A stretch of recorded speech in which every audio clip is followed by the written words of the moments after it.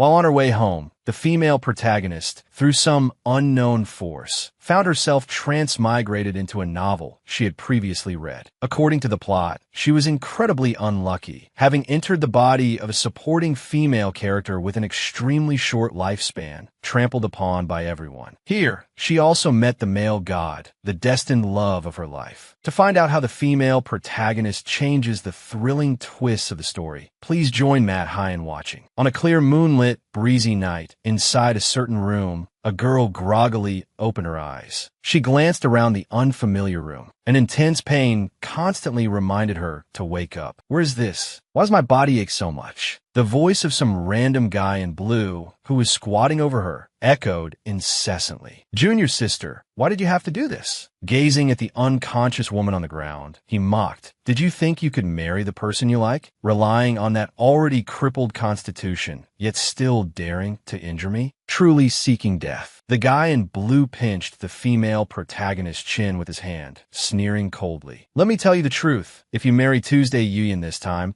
you must know that he is inherently sinister and vicious, someone no one dares to provoke. The female protagonist struggled with all her might, but her body lacked any strength. She gritted her teeth, wondering, Mary, Tuesday Yuyan? What on earth is this aimless loafer barking about? The random guy slowly moved his dirty hand towards the female protagonist's neck. His mocking voice continued unabated. Compared to suffering with him in that dark, lightless place, wouldn't it be better for you to follow me? Ha! Just as his hand was about to touch the female protagonist more intimately, she snapped her eyes wide open, fully awake. Then, without a single wasted motion, she quickly drew the sword from his side. A sharp swish sound rang out. The random guy couldn't react in time and was struck. The female protagonist struggled to stand up, clutching her exhausted body, and retreated backward. Her sharp eyes, filled with cold, killing intent, spat out two words, "Get out." Opposite her, the random guy in blue trembled with anger, his hand dripping blood continuously. The guy in blue clutched his injured hand, his face dark with fury. He shouted loudly, Van, you dare attack me?" He quickly framed the female protagonist. "It's truly rebellion. I will report the matter of harming a fellow disciple to the revered one and see how he deals with you." After speaking, the guy left, nursing his grudge. Before leaving, he didn't forget to place a restriction, locking the door of the room the female protagonist was trapped in. Left alone, the female protagonist finally had time to carefully observe her surroundings. Looking at this strange place, she silently wondered, what the heck? Where is this? I remember I was on my way home after participating in a competition. The female protagonist quickly noticed the sword in her hand. She felt a bit bewildered seeing her reflection on the sword's surface. As soon as she saw her reflection in the sword, she panicked. The female protagonist touched her face, speaking in alarm. "This way of dressing, this face, what is this? Where have I transmigrated to?" Suddenly, she felt a splitting headache. A stream of memories gradually surfaced in the female protagonist's mind. According to the memories flooding in, the protagonist realized the original owner of this body was Van, a disciple of the Harmonious Union Palace. Born with the physique of a supreme cauldron, she was a prodigy in the cultivation arts of the Harmonious Union Palace. Any cultivator within a 10-meter radius of her would gain cultivation benefits. Furthermore, if she engaged in dual cultivation with someone, she could help them reach higher realms. However, the original owner's exceptional physique and beauty brought her endless trouble and complications. Her own father deceived her into marrying the mysterious villain boss named Tuesday Yuyan. On the way to marry Tuesday Yuyan, the original owner was unfortunately captured by that scoundrel from earlier who intended to take advantage of her. Although Van possessed a supreme cauldron physique, she had a very peculiar constitution that leaked spiritual energy. This trait was also the reason why all the cultivation power she absorbed flowed away like water into a bottomless pit. Because of this, the original owner, after her future corruption,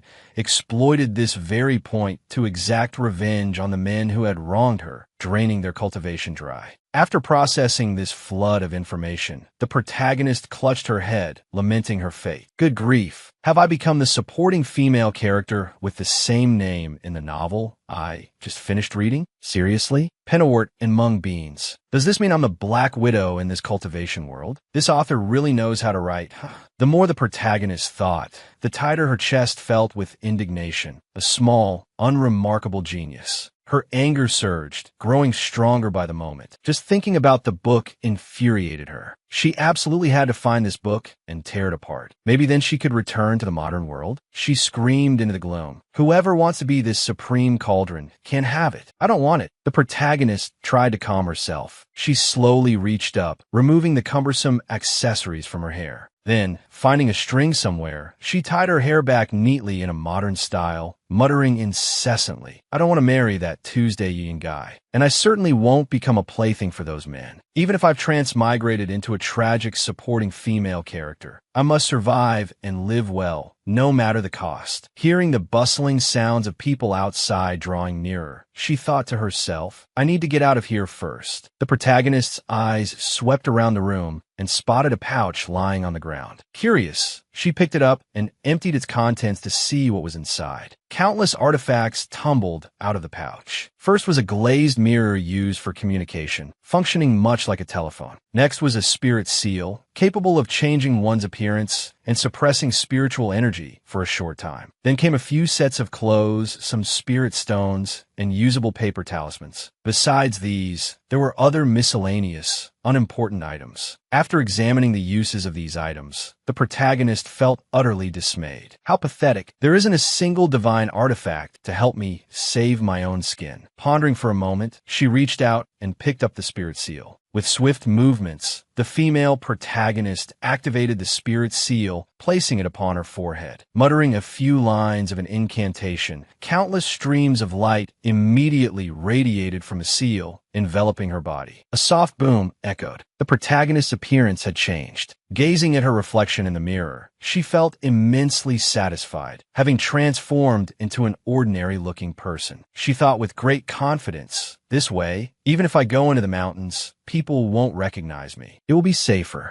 The sounds outside grew increasingly closer. She guessed that numerous people were rushing towards this room. A voice drifted in. The master has already permitted us to handle Van as we please. Tonight, brothers, feel free to experience what an extreme grade cauldron is like. Haha. The protagonist's expression suddenly turned alarmed, laced with tension. Damn it, why are they back so quickly? Without time to think, she hastily grabbed the talisman and began reciting. The incantation, her heart tangled like thread. Get me out of here quickly. Anywhere will do. In such a dire, boiling situation, she chanted for a while, yet the talisman remained stubbornly inert. The protagonist grew even more frantic. Hurry up, please. Seeing the restrictive barrier outside the door rapidly fading meant the group outside was about to break in. Just in the nick of time, the talisman in her hand suddenly burst into flames. As that worthless guy in blue and his gleeful companions pushed the door open, intending to thoroughly enjoy their prize, his eyes suddenly widened to their absolute limit, as if unable to believe what he was seeing. Inside the room, only the clothes and jewelry Van had worn earlier remained. Otherwise, it was an empty space, completely devoid of her presence. The worthless guy screamed in frustration. Where did she go? A stream of light carried the protagonist's body swiftly towards the distant mountains. In less than a few breaths, she was transported beneath a tree. Only then did the protagonist have a moment to clutch her chest and heave a sigh of relief. Phew. Luckily, I managed to escape. That was truly dangerous just now. The protagonist's eyes scanned the place where she stood. Then, she began to walk alone through the vast forest in the night. Carelessly, she stepped on something on the ground. A cracked sound echoed in the silent darkness. That noise immediately attracted dangerous things within the forest. A sudden caw-caw sound made her break out in a cold sweat from fear. The protagonist didn't even dare to turn her head back to look. Oh gods, what was that sound? Filled with apprehension and dread, the protagonist walked on, trembling, glancing around nervously, wary of potential misfortune. So scary. This forest looks really dangerous. I don't even know how far I've been transported. If they catch up, it'll be terrible. Suddenly, as if remembering something, she stopped short. Oh, that's right. She reached into her pouch and took out the glazed mirror. I remember reading in the novel that the glazed mirror is a place where tasks are distributed. With that thought, she quickly began to investigate the glazed mirror in her hand. A series of messages appeared before her eyes. The protagonist discovered. Reward generously for finding a beloved pet. Protect Sannin City. 3 kilometers. If you can't buy it, you lose out. If you can't buy it, you're trapped. My senior brother, Li Xiandu,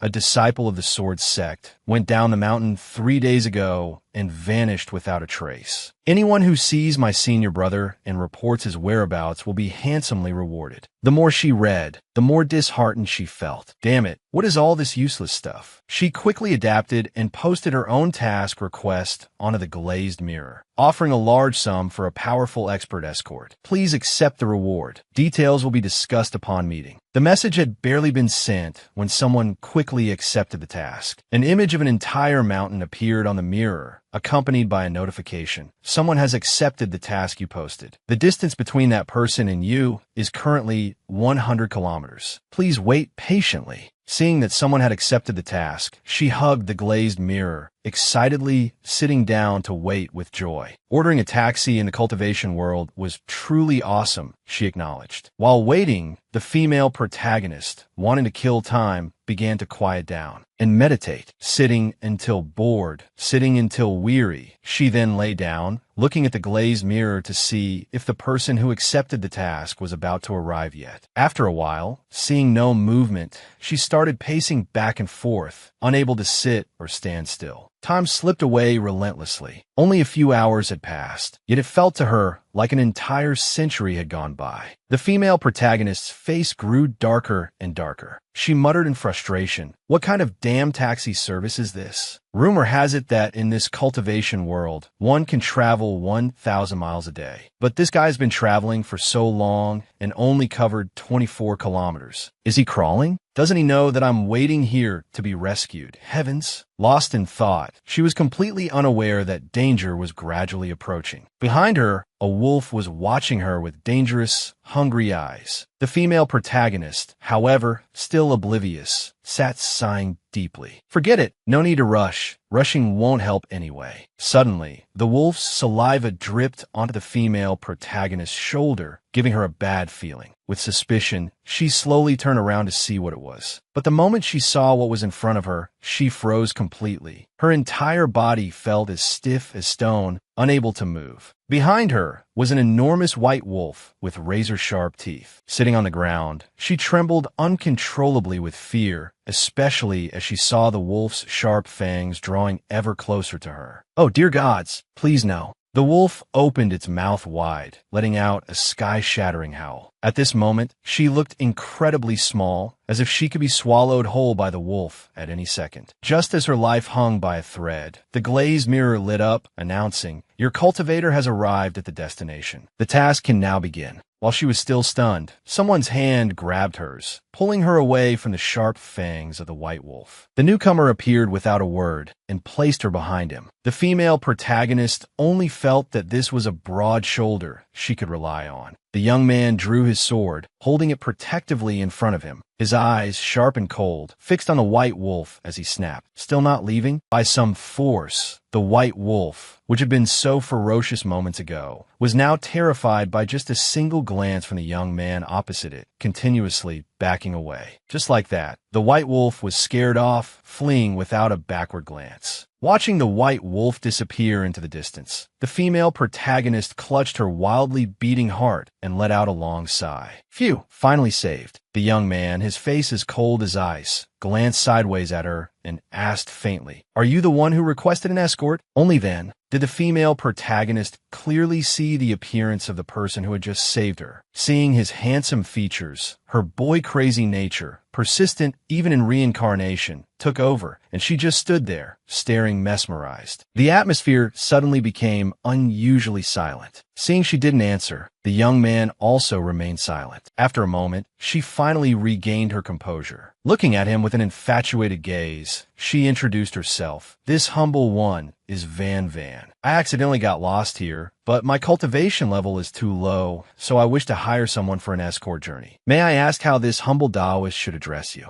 The young man, arms crossed and face expressionless, replied, "Surname Xie, given name Tingyun." He looked at her and asked further, "Where do you wish to go?" His sudden question left her completely stunned, unsure how to answer. Fundamentally, she currently had no idea where to go or return to. Her face fell, lost in thought and her own calculations. "That's right, where should I go? I only wanted to escape that place, but I don't know where to go at all. All right, now I need to find a good sect, then become a disciple." A thought, like a beam of light, illuminated her mind. "Yes, I remember a very good saying from the books. South has Kunlun, north has Jinghua. These are also the two largest sects mentioned in the books. Kunlun was even the leader among the four great sects. Thus its influence was quite extensive. Besides the sword Dao and pill cultivation, it also covered talisman cultivation and sound cultivation." Recalling the image of the person she was supposed to marry, she rested her chin on her hand, pondering. Moreover, at Jinghua, there's that fated connection involving the original owner. I must stay far away. After thinking it through, she immediately made a decision. "Fellow Taoist, could you take me to Kunlun? I wish to go there." The young man maintained his previous aloof demeanor. "All right, but it will cost extra." Seeing how focused this guy was on money, she broke into a sweat and asked, "How much more will be okay?" Suddenly, the young man waved his hand. Before her, a brilliantly shining silver sword materialized. The young man faintly replied, "Ask it." Looking at the patterns on the sword, her eyes lit up. She couldn't help but praise. "This sword is so beautiful. What's its name?" The young man closed his eyes and answered indifferently, "Peerless Good Sword." The female protagonist didn't understand at all, scratching her head awkwardly. "Ah, I know it's a good sword already, but I'm asking what its name is." He patiently repeated for the second time, "Peerless Good Sword." The female protagonist remained utterly bewildered. "What I mean to ask is," seeing that she still didn't understand after he had said it twice. The young man lost all patience, his voice turning cold as he growled, "Its name is Peerless Good Sword." Van Van felt as if crows were flying over her head. She finally understood the name of this sword. She awkwardly took out 5 spirit stones from her pouch. Not daring to look at the sword, she asked hesitantly, "Will these 5 spirit stones do?" Seeing such a meager number, the sword seemed rather disdainful and remained motionless, saying nothing. She took out her entire fortune, tears welling in her eyes. "Then how about 8 spirit stones?" "Oh no, it should be 10 stones. This much should be enough, right?" "Sob, these are all high-priced spirit stones I picked on the mountain." The sword finally responded. As soon as she finished speaking, the sword unsheathed itself and soared high into the air, much to Van Van's astonishment. Seeing the sword stop near her, she asked doubtfully, This is... The young man spoke up, resolving her confusion. "It's for you to get on." Knowing the sword had agreed to the number of spirit stones she offered, her face lit up with excitement as she replied, "All right." She sat squarely astride the sword. Seeing the young man didn't react, she turned her head back to ask, "Are you going to sit behind me?" Seeing her posture, the young man was struck speechless. Utterly exasperated, he walked over and lifted her entire body up with one hand. Next, assuming an incredibly majestic stance, he stood upon the sword and flew off, riding the blade. She, both terrified and thrilled, hugged his shoulders tightly, yelling loudly, "Whoa, this is awesome, Pepsi." She began to peek open one eye, then looked down below.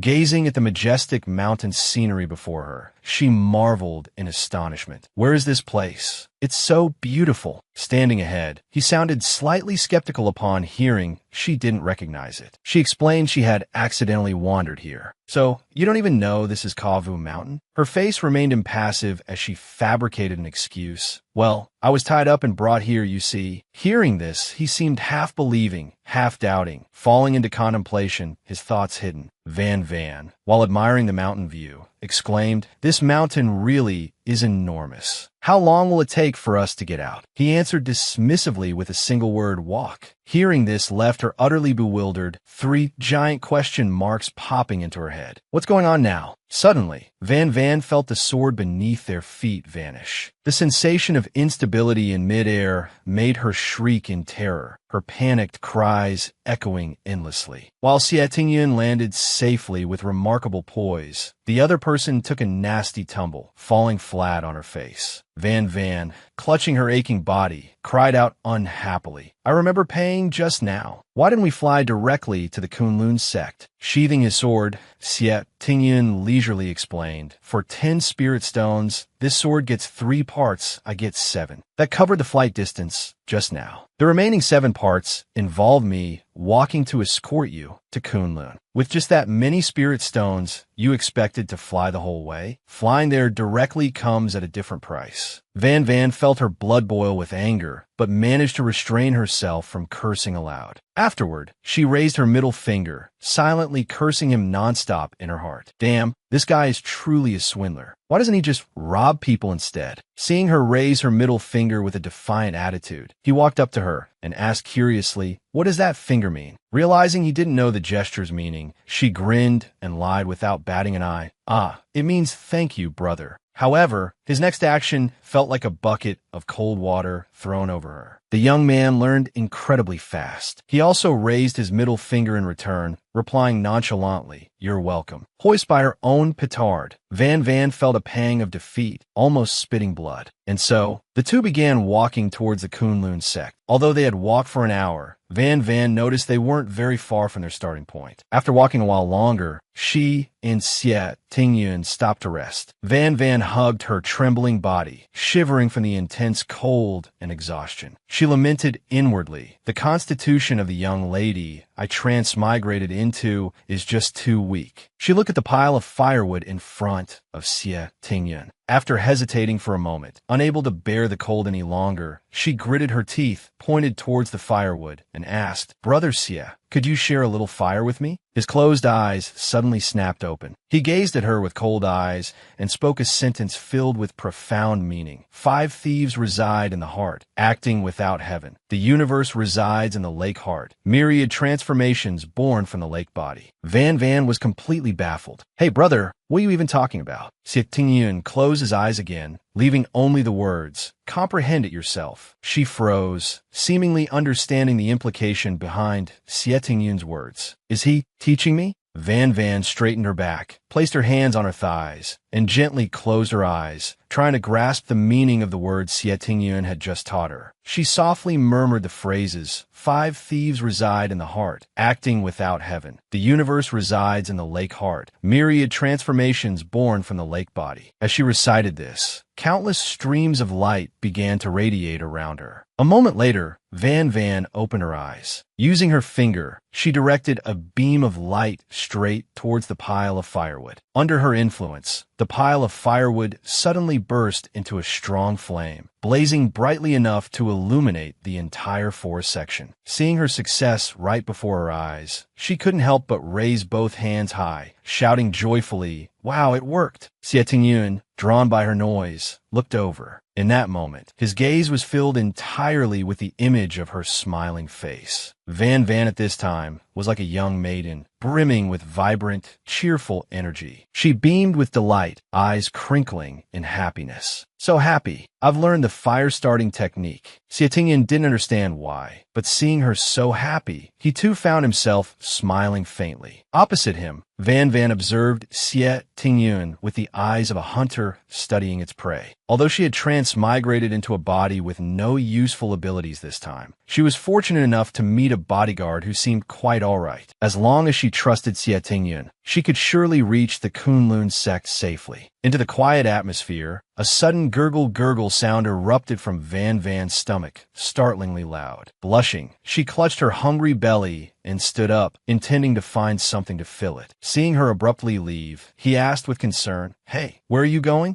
Running off, she turned her head back and replied softly, "I'm just going to find a little something to eat. I'll be right back. You can rest easy. This little task, I can handle it. Just wait here for me, okay?" Van searched for a while, but only managed to find 2 wild fruits. Her face fell, a mix of sadness and disappointment. Hoo-hoo, why are there only a couple of these wild fruits? Just as she looked up, the scene ahead caught her attention. In the spirit spring before her, some man was soaking, bathing. She stared, utterly stunned. Who would still be bathing in the spirit spring so late? The young man ahead was just about to disrobe to bathe when he inadvertently heard the gurgle-gurgle sound coming from Van Van's stomach. Even she herself was startled. Clutching the two wild fruits in her hands, she couldn't stop backing away. Naturally, her noise had alerted him. The young man's sharp, cold eyes flickered towards Van Van. Van Van was frozen stiff, intimidated by that gaze, sharper than any sword. A single leaf shot straight towards Van Van, launched by him with speed too fast, too dangerous. Sensing death approaching, Van Van's expression changed rapidly, and she quickly ducked down. That young man possessed incredibly profound internal energy. Just a single leaf was enough to snap a massive ancient tree in half. Seeing the scene before her, a chill ran down Van Van's spine. She felt incredibly lucky. If she hadn't dodged in time just now, the one kicking the bucket would likely have been her. While she was still lost in thought, she felt the chill of a sharp sword pressed against her neck. The young man had already dressed neatly again. He looked at her and asked in a cold voice, "Who are you?" This cold young man before her was from the Tin Noyet sect. His surname was So, given name Lam. After getting a clear look at the person before her, Van Van cried out silently in her heart, "Why did I have to run into this ill-fated enemy? I actually met So Lam." She recalled the contents of the book she had read before. The genius male protagonist in the novel was precisely this So Lam. He was also the man whom the original owner of this body had willingly trusted, held deep feelings for, and devoted all her thoughts to. But according to the plot, this So Lam had exploited the original owner's feelings to destroy her. Afterwards, he mercilessly pushed her into the deep abyss, allowing the demons below the chasm to devour the original owner's soul, condemning her to never be reborn. This was also the plot point that drew tears from countless readers. This man loved the world but failed only Van Van. He saved all three realms but did not save Van Van. Before she could figure out how to answer, another person's voice sounded from behind her. "Who are you?" Van Van turned her head to look and found a young woman behind her. She glared at Van Van with a face full of annoyance and resentment. Her eyes darted around as she casually replied, "Ah, I'm just a passerby." The girl, hearing this, obviously didn't believe her and yelled accusingly in the dead of night, "Who are you trying to fool? Weren't you intentionally following us here? Acting all sneaky like this. You must want to secretly watch my senior brother bathe." Hearing this girl call out senior brother twice, Van Van fell into contemplation. After thinking for a moment, she recognized the identity of the young woman before her. She was Tan Chi Yin, also a disciple of the Tin Noyet sect. "Oh, I remember now. This is the only female disciple in the Tin Noyet sect, Tan Chi Yin. No wonder she's so unreasonable. Turns out she's that brainless fan of So Lam. In the end, she'll meet the same fate as me, a supporting female character who dies early." Van Van, annoyed, pushed the sword resting against her neck away. "You can eat whatever you want, but you can't just say whatever you want, you know." Since when is looking for fruit in the forest considered spying? Tan Chi Yin, half believing, half doubting, retorted resentfully, "If not, then what?" Van Van kept a cool head and approached, continuously questioning the girl. "Then let me ask you, has your senior brother bathed yet?" "Of course, he has." Seeing Tan Chi Yin letting her guard down, Van Van pressed her advantage, leading the questioning. "Oh, so you witnessed it yourself?" Tan Chi Yin replied smugly. "I was standing guard behind, of course I know." Van Van's expression relaxed, a smile spreading across her face as if victory was in her grasp. "Ah, so it turns out you were the peeping Tom." Only then did Tan Chi Yin realize she had been tricked by Van Van. She blushed, her secret exposed, pointed a finger at Van Van, then looked at So Lam to explain, "Senior brother, I wasn't peeping. She's falsely accusing me. She's truly spitting blood slander." Humiliated, Tan Chi Yin directed her anger towards Van Van. "In a deserted place like this, a decent woman wouldn't appear here. I think you only came because you covet my senior brother's appearance. Why don't you take a look at yourself? What virtues do you possess? You think you're worthy?" Van Van remained unperturbed amidst the chaos. She retorted without hesitation, "So what if it's a deserted place? Aren't you here too? Does that mean you covet my appearance?" She mocked Tan Chi Yin. "You truly are such a well-brought-up, proper young lady." Tan Chi Yin heard this and became so furious that flames seemed to erupt within her. She shrewishly cursed, "Damn you, stop talking nonsense." Van Van remained calm, replying nonchalantly, "You're the one acting recklessly and talking nonsense." Seeing that Van was not easily dealt with, Tan Shi Yin trembled with anger. "You shameless thing! I wouldn't want an ugly woman like you." Being called ugly by Tan Shi Yin, Van's face turned purple with rage, silently fuming in her heart. "Isn't it because I was born too beautiful that people desired me, forcing me into this state? Besides, I'd rather peep at my handsome bodyguard body. Even if you offered him to me, I wouldn't bother peeping at this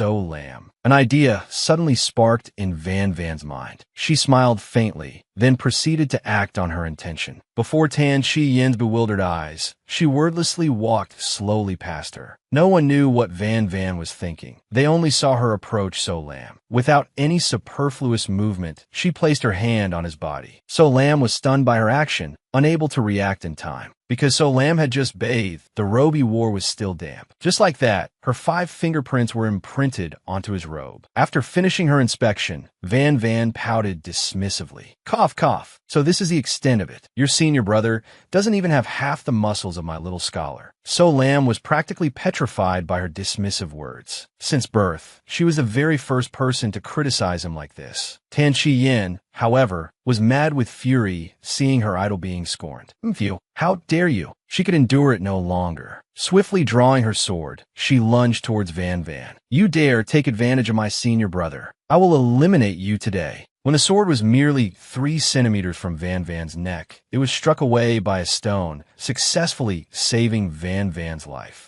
Lam instantly became alert, drew his sword, and looked behind him. He barked out a cold command. "Who is it?" The newcomer was precisely Xie Tingyan. He opened his mouth and replied lightly, "I am the little scholar she spoke of." Van hadn't expected Xie Tingyan to have heard what she said earlier. It turned out he had arrived some time ago, but had simply chosen not to reveal himself. Van face schudden die Flucht breit reductie. Seeing her like this, Xie Tingyan felt the urge to tease her. He walked closer and asked her in an affectionate tone, "Well, was I right?" On the other side, Tan Shi Yin maintained her arrogant and shrewish demeanor. She looked at Xie Tingyan and declared loudly, "I don't care what your relationship is. This ugly woman dared to offend my senior brother, so she must pay the price." Hearing someone dare to speak so arrogantly to him, Xie Tingyun's eyes suddenly turned dangerous. "Oh, is that so?" As soon as he finished speaking, Xie Tingyun created a halo of light, enveloping both Van and himself within it. A challenging voice rang out. "In that case, I'd like to see just how you intend to make us pay the price."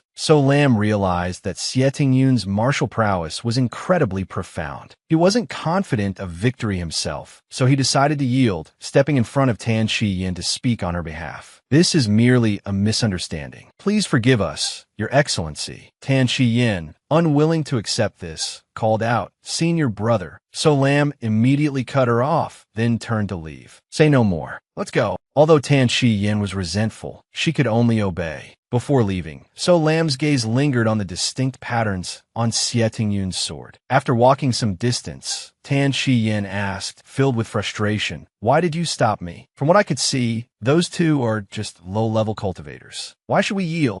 Lam didn't answer. He was lost in his own thoughts. It was true that he couldn't sense their cultivation levels. The woman was, at most, only at the qi refining stage, but the man was different. He had a guess about the origin of the sword in Xie Tingyun's hand. The sword he holds, if I'm not mistaken, it's the Evil Bane sword, the most unique among the 4 ancient swords. And the one who possesses that sword is rumored to be young, yet dared to venture alone into the myriad tomb mausoleum. No one knows his true appearance either. 2 words then surfaced in Lam's mind. Tuesday Yuyan. He wondered silently. Could the man I just met be the legendary Tuesday Yuyan? Van watched until the group was far away. Standing behind Xie Tingyun, she tugged at his sleeve and whispered, "Thank you for earlier." While Van was deeply moved by his righteous act of rescue, the humorous young man raised 3 fingers, demanding his fee. "No need for pleasantries. That intervention, just now, will cost merely 3 high-grade spirit stones." Van felt as though she had plummeted from the 9th heaven. Her face contorted with indignation. She grabbed a wild fruit and threw it squarely at the young man's forehead. "Take this, you and your her constant demand for payment. The scene shifts to Tuku City. At this moment, Ha Van Van and Thin Van were walking into the city. Van Van gazed around, her heart brimming with delight. This place was truly bustling. Suddenly, a thought crossed her mind as she observed the large crowd gathered densely ahead. So many people. Could something significant have happened here? She slowly maneuvered through the gaps, slipping inside to catch wind of the matter. Make way,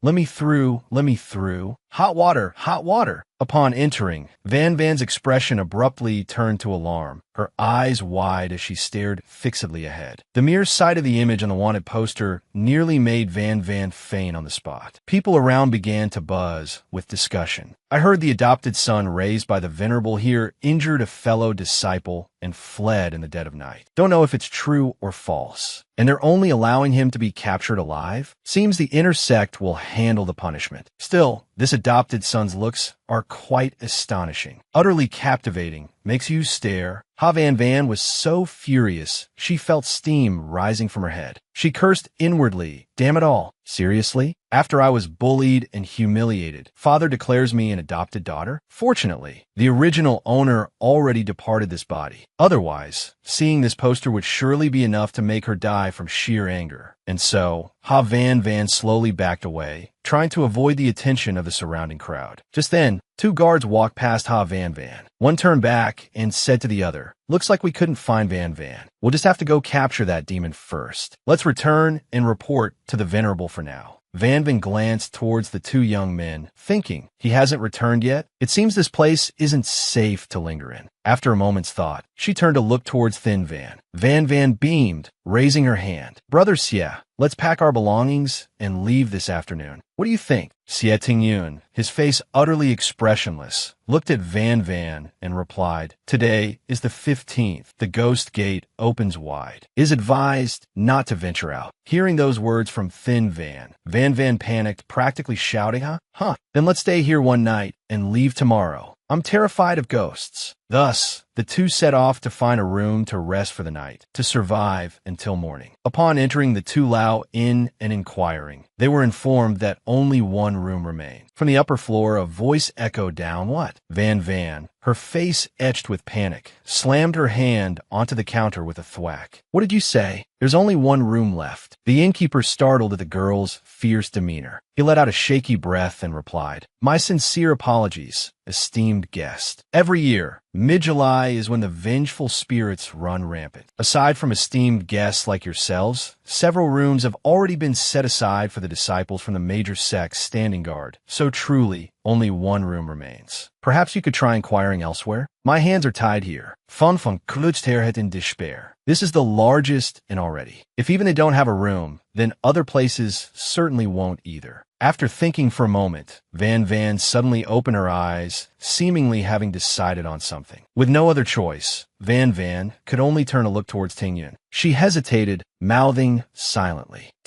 "Let's share a room." Seeing the young man's somewhat fearful expression, Van Van immediately turned and spoke reassuringly. "Don't worry, brother, I won't do anything to you." The young man turned, his face expressionless, and continued to ask, "What do you want to do? To me?" Hearing that question from Tingyun, Van Van almost choked on blood from sheer exasperation. Was this guy genuinely naive or just plain stupid? After getting the room, the two proceeded inside, opening the door and stepping in. Heavens, this room only has a single bed? Van Van smiled faintly and turned to say to Tingyun, "Brother Xie, you sleep on the bed, I'll sleep on the floor. Don't be polite with me." Immediately, the young man nodded sharply. "All right." And so, Van Van lay in a heap on the floor, while above her, the young man, Tingyun, rested comfortably on the mattress, snoring soundly. She was utterly helpless in her despair. Two streams of tears flowed. He really wasn't being polite at all. The scene shifted to late at night. Van Van was fast asleep, oblivious to everything around her. Suddenly, something happened. A female figure was standing beside Van Van. Hearing a noise, she startled awake, eyes darting towards the presence behind her. That shadow began to slowly approach Van Van. Seeing the figure move towards her, Van Van sprang into action. She leaped up, flinging the blanket towards the figure. After covering whatever it was, she immediately lunged forward, striking repeatedly. "You rotten man! How dare you? How dare you try to take advantage of me? Hearing the thudding sounds, Tingyin also woke up, pulling back the bed curtain and asking, "Are you sure?" Over here, Van was hitting with all her might. "I'm beating this thing to death." She had thought it was the young man Tingyin trying to molest her, but then she suddenly glanced over and saw him lying on the bed. Fan was utterly shocked. It wasn't him? Then could it be a thief? She slowly looked towards the blanket. Oh no, this isn't right. No matter how audacious a thief was, he shouldn't choose this moment to steal, right? Then could this be a ghost? Van slowly reached out to pull the blanket up. Could it really be? The moment the blanket was lifted, a pearl-like orb immediately fell out from within. Instantly, the figure of a ghost appeared, raising a ghastly hand towards Van. A mournful voice echoed, "Can you see my eye?" Van screamed with all her might. A ghost. She whimpered, not daring to look directly. "I am so sorry. I accidentally knocked your eyeball out. Let me help you pick it up, okay?" Then Van started fumbling around on the floor, picked up the pearl-like eyeball, and tried to fit it into the ghost's empty socket. Van inserted the eyeball backwards. She whimpered tearfully, telling the ghost, "So sorry. Let me put it back properly. It looks so scary." Just as she was about to try again, suddenly pop. The eye in Van's hand shattered. Her life flashed before her eyes. She whimpered, thinking it's over. "I accidentally broke this ghost's eye." Van slowly lifted her gaze towards the female ghost. The female ghost's face remained expressionless. Her lips mumbled, "Still more." The female ghost began to slowly move closer, reaching out a hand to touch Van's face. Van turned her helpless gaze towards Tingyin, pleading, "Great expert, save me. I can't take this anymore." Meanwhile, Tingyin had already redressed and was sitting on the bed, his expression utterly serene, like an old dog watching a play unfold, waiting to see how they would perform. Over here, the female ghost continued incessantly touching and groping Van's body, watching for half an hour, yet this young man still hadn't rescued her. Van wondered inwardly, why hasn't he acted? Could it be? The young woman thought, could Tingyin possibly be feigning sleep to test her? Suddenly, Van sprang up with immense force, lunging toward the other side. Van shrieked loudly, "Don't worry, brother. I will definitely help you fix this face." Seeing this girl's incorrigible nature, the female ghost was utterly terrified. "Who asked you to fix it?" And so began an incredibly shocking makeover session. Van was arranging the female ghost before the mirror. This time, sister here must make you up to become Miss Internet Sensation, absolutely explosive. Witnessing this scene, young Tingyin felt utterly speechless. Good heavens, I bowed down to this young lady. After a period of strenuous effort making up this young female ghost, Van stood up abruptly, extending her hand towards Tingyin. "Peerless sword, help me carve this spirit stone to the size of an eyeball." Faced with the young woman's exceedingly strange request, the young man sat motionless, uttering no reply. Truly insulting, indeed. Never in the sword's life had such a bizarre demand been made. The sword in Tingyun's hand suddenly began absorbing spiritual energy. That stream of spiritual energy slowly entered the female ghost's eye socket. The female ghost started receiving Van's makeup application, from eyes, lips, mouth, to even powder and rouge. Van carefully placed the eyeball into the socket of the female ghost. This is the final step. I must be a bit careful. After half an hour of exhausting makeup application, feeling faint from fatigue, Van let out a sigh of relief. Phew, finally done. Go, sister. Quickly look in the mirror and see how beautiful you are, okay? The female ghost opened her eyes, one green, one red, but the look was quite mesmerizingly hazy. Utterly pleased, the female ghost raised her hand to gently touch her face. "The courage of a mortal like you is quite immense. Are you truly not afraid of me?" Van scratched her head, chuckled heartily, and replied, "Afraid? Of course I'm afraid. If I weren't afraid, I wouldn't have served you like this, sister." Then, the female ghost slowly approached and whispered into Van's ear, "But, is that man your husband?" Van shook her head, vehemently denying, No, he's not." The female ghost then laughed loudly. "Oh, so he's your male concubine. Found him, right?" Van directed her gaze towards Tingyun with a bashful expression. Over here, 5 words materialized in the young man's mind. Van's male concubine. Is this it? Seeing Van Van remain silent, the female ghost continued her teasing. Truthfully, I had my eyes on him from the start. I wanted to drain his vital essence dry. But since fate has brought you and me together, I'll spare his life. The female ghost then slowly retrieved something golden from within her robes and offered it towards Van Van. Your hands are so skilled. Back where I'm from, I still have a few brothers and sisters without eyes. See if you can make a few more. Consider this your payment. Van Van was utterly taken aback by the female ghost's actions. What is this? The female ghost leaned in and whispered, "This is a treasure that makes men stronger. I find this male pet of yours rather lacking. Looks too effeminate. You'll surely need this to help him enhance his power, to break through anything." Van Van felt a jolt of panic and stammered, No, he's quite all right. There's no need for this." Hearing this, the female ghost burst into laughter again. "Go on, take it. If you keep being so polite, sister here might just kill you. See how cool I am." Van Van, her face pale with fright, nodded rapidly. Yes. Van Van held the gift, sweat pouring down her face like rain. She hesitated, looking up at the female ghost before asking haltingly,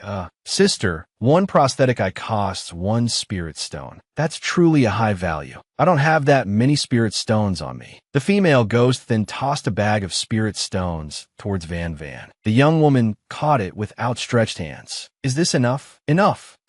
More than enough." Then, the female ghost instructed Van Van. "The ghost gate closes at the hour of the rabbit. You should prepare quickly. Once you're ready, come find me in the backwater forest." Ting Yun, standing behind them, was utterly astonished by their exchange, remaining silent and motionless. Van Van turned, waving her hand towards Ting Yun. "Don't just stand there. Come over here and help me." Ting Yun spoke up, reminding Van Van, "Among the 6 realms, evil ghosts are the least trustworthy. Aren't you afraid she'll deceive you?" However, Van Van replied with great confidence, "That's where you're mistaken, brother. When it comes to doing business, success and failure both start from taking a chance. How can I not act just because I'm afraid? There's a very good proverb. Fortune is sought amidst danger." After hearing Van Van say this, Ting Yun was speechless, unable to respond. Van Van continued, "Besides, if they do deceive me, aren't you still here, brother?" Van Van looked up towards Ting Yun. "With brother Ting Yun here, I feel completely at ease." Hearing Van Van's words, Ting Yun looked at her intently, seemingly quite surprised by the trust she placed in him. Then, he suddenly smiled and said, "True enough." The scene shifted to a gloomy forest. At this moment, Van Van and Ting Yun were carefully making their way deeper into the woods. The surrounding scenery was truly terrifying. Noticing Van Van's alarmed expression, Ting Yun asked, "Are you scared?" Although she was so scared she could wet her pants, Van Van tried hard to pretend she was fine. She pressed close to Ting Yun's arm, trembling as she replied, "But Sister DM Kui told me to come here." She must have informed her subordinates already. "So, there's no need to be afraid. They already like me. What's there to be scared of?" Hearing Van Van's words, Ting Yun thought to himself, "It's true, DM Kui was able to steal spirit stones without alerting anyone. Her cultivation level is clearly very high. Encountering lower-level ghosts shouldn't be a problem at all. However, there's just one thing. She could actually pin down such a powerful female ghost and pummel her relentlessly. Truly unexpected." While resting, Van Van suddenly noticed something and cried out in alarm. "Hey, I think there's some movement over there." Just then, a red figure materialized within the gloomy forest, and an eerie, ghostly voice echoed, "So, you've arrived." At that moment, the lead female ghost, followed by smaller ghosts, stepped forward and asked, "Well then, shall we begin?" Van Van whispered into Ting Yun's ear, "In a bit, I'll sell the goods, you collect the money. If any female ghost tries to take advantage of you, just bear with it for a moment, all right? Remember, don't beat them to death, okay?" And so began an incredibly lively transaction. "Are these eyes of yours any good? Can I sell this to you?" "What do you mean, not good? So what if they're not good? You're just looking for trouble, aren't you? Just tell me if you need them or not." He replied, "I'll buy 2. Confirmed. Next customer." While Van Van was busy handling the eyes for this crowd of ghosts, over on the other side, an effeminate ghost sidled up to Ting Yun, attempting to flirt. "Oh, what a handsome gentleman," the young man, utterly cold, barked out a single word, "Scram." Meanwhile, Two little ghosts, having received their eyes from Van Van, were chattering excitedly. Hee hee, let's let the other ghosts see this good fortune of ours. The other little ghost, however, sensed something amiss, saying, "Big brother, I feel like something's not quite right." At that moment,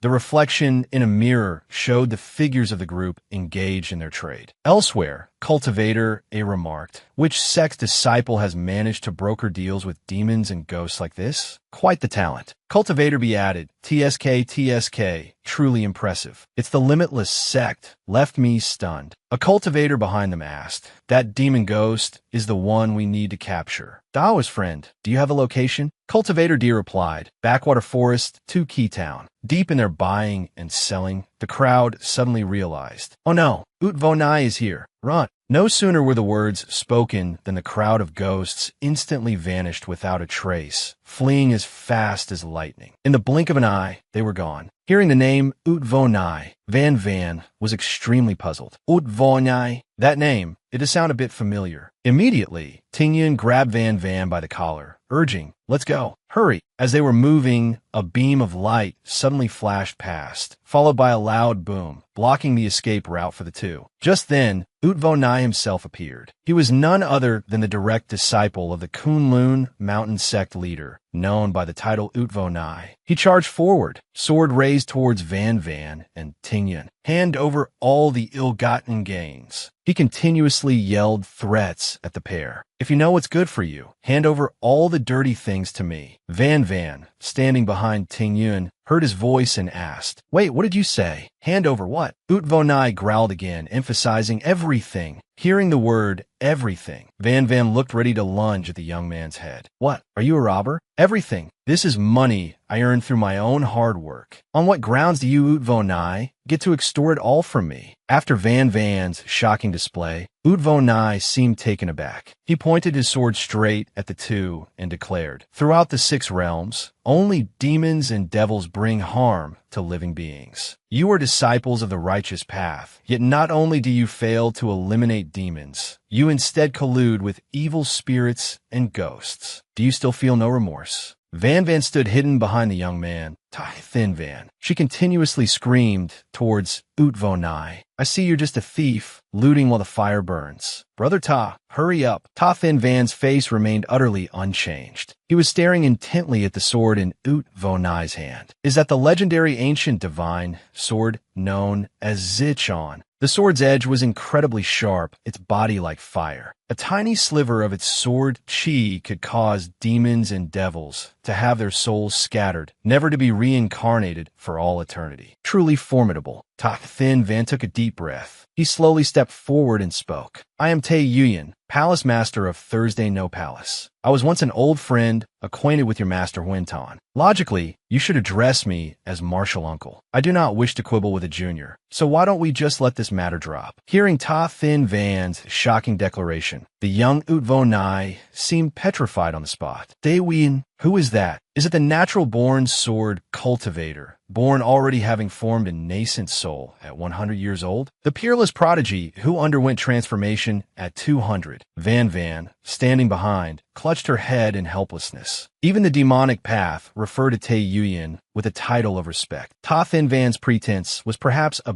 bit over the top. Utvonai stood silently for a moment, unable to speak. Then, he began to adopt a persuasive tone. "If you are truly Tae Yuyan, then you must certainly wield a peerless sword. Draw it, and I will believe you are indeed Tae Yuyan." As soon as he finished speaking, the scene fell deathly quiet. The group stood there for half an hour, yet nothing happened. Unable to bear it any longer, Van Van started to walk up, poking the young man and asking, "Just draw it for him to see. What are you afraid of? Go all out with him." Ta Thin Van, his face still impassive, said, "Cannot draw it." Van Van felt like dying on the spot upon hearing that from Ta Thin Van. Cannot draw it? What does that even mean? It was truly somewhat laughable. At this moment, Utvonai, after hearing the words cannot draw it, burst into uncontrollable laughter. Haha, Tae Yuyan has been in seclusion for 100 years. You hold a fake sword and wish to casually impersonate him? Since you are so obstinately blind to reason, then don't blame me for not sparing you. Seeing Ut Vo Nai preparing to charge in and make mincemeat of them, Van Van on her side was utterly panicked. She gasped inwardly, thinking, oh no, I just remembered. Ut Vo Nai is Tae Yuyan's #1 fan. This time, Ta Thin Van has really poked the hornet's nest. If he gets riled up, he'll surely turn us into pulp. Then, she timidly approached Ta Thin Van and asked quietly, What do we do now? Brother, do you think you can beat him? What are the chances of winning? Ta Thin Van coldly replied, 10 out of 10. Hearing such a firm answer from Ta Thin Van, Van Van felt immensely relieved, letting out a sigh and saying, I knew it. With the aura of a great master capable of repelling demonic beasts, how could you possibly concede defeat so easily? Just as she was happily thinking this round was surely a win, Ta Thin Van suddenly uttered a sentence that made Van Van feel like she would drop dead right there. A 10 out of 10 certainty, but 10 out of 10 that I will definitely lose. Van Van froze like a stunned monkey on the spot. What? You said it so confidently, like it was the absolute truth, using the firmest tone to utter the most cowardly words. You truly are shameless. Van Van cast a pitiful gaze towards Ut Vo Nai. In the novel, Ut Vo Nai's strength was on par with the male protagonists. Naturally, he could not be underestimated. We shouldn't expect Ting Yin to be able to directly confront this Ut Vo Nai. After pondering for a while, Van Van decided that, having reached this point, this was the only way. Suddenly, she remembered the detail about the female ghost giving her that round, golden object. That's right. Immediately, Van Van presented the golden pearl towards Ting Yun. Here, this is a good item that can make you stronger. Even if you can't beat him, it can at least help us escape. Ting Yun looked at the golden pearl before him, somewhat surprised. Van Van, tears streaming like rain, saw Ting Yun standing motionless. Don't tell me you think he'll show us mercy? Suddenly, mist enveloped the three of them, the surrounding atmosphere turning eerie. The female ghost from before now appeared. She looked towards Ut Vo Nai and said, Little cultivator, why haven't you left yet? This illusion of mine can only be maintained for a moment. If you still don't go, I fear it will be too late. Instantly, Van Van pulled out a talisman and shouted, Go! Following the shout, she vanished, leaving Ut Vo Nai standing stunned on the ground, surrounded by the ashes of the burnt talisman. Ut Vo Nai, utterly furious, cursed aloud, Damn it. After a miraculous escape, the two finally found refuge inside a cave. Luckily, thanks to Sister Flame Ghost, we are safe now. Suddenly, Ting Yun swayed, unable to stand steady. Van Van rushed forward to support him. Are you all right? Why is your body so hot? Ting Yun's face flushed red, and he began panting heavily. Ting Yun, brother, are you okay? Ting Yun's face was now completely crimson. Cold sweat started pouring off him like he'd been drenched. He pulled his collar, muttering hot, hot. Van Van, sitting beside him, noticed something strange and approached to ask, So,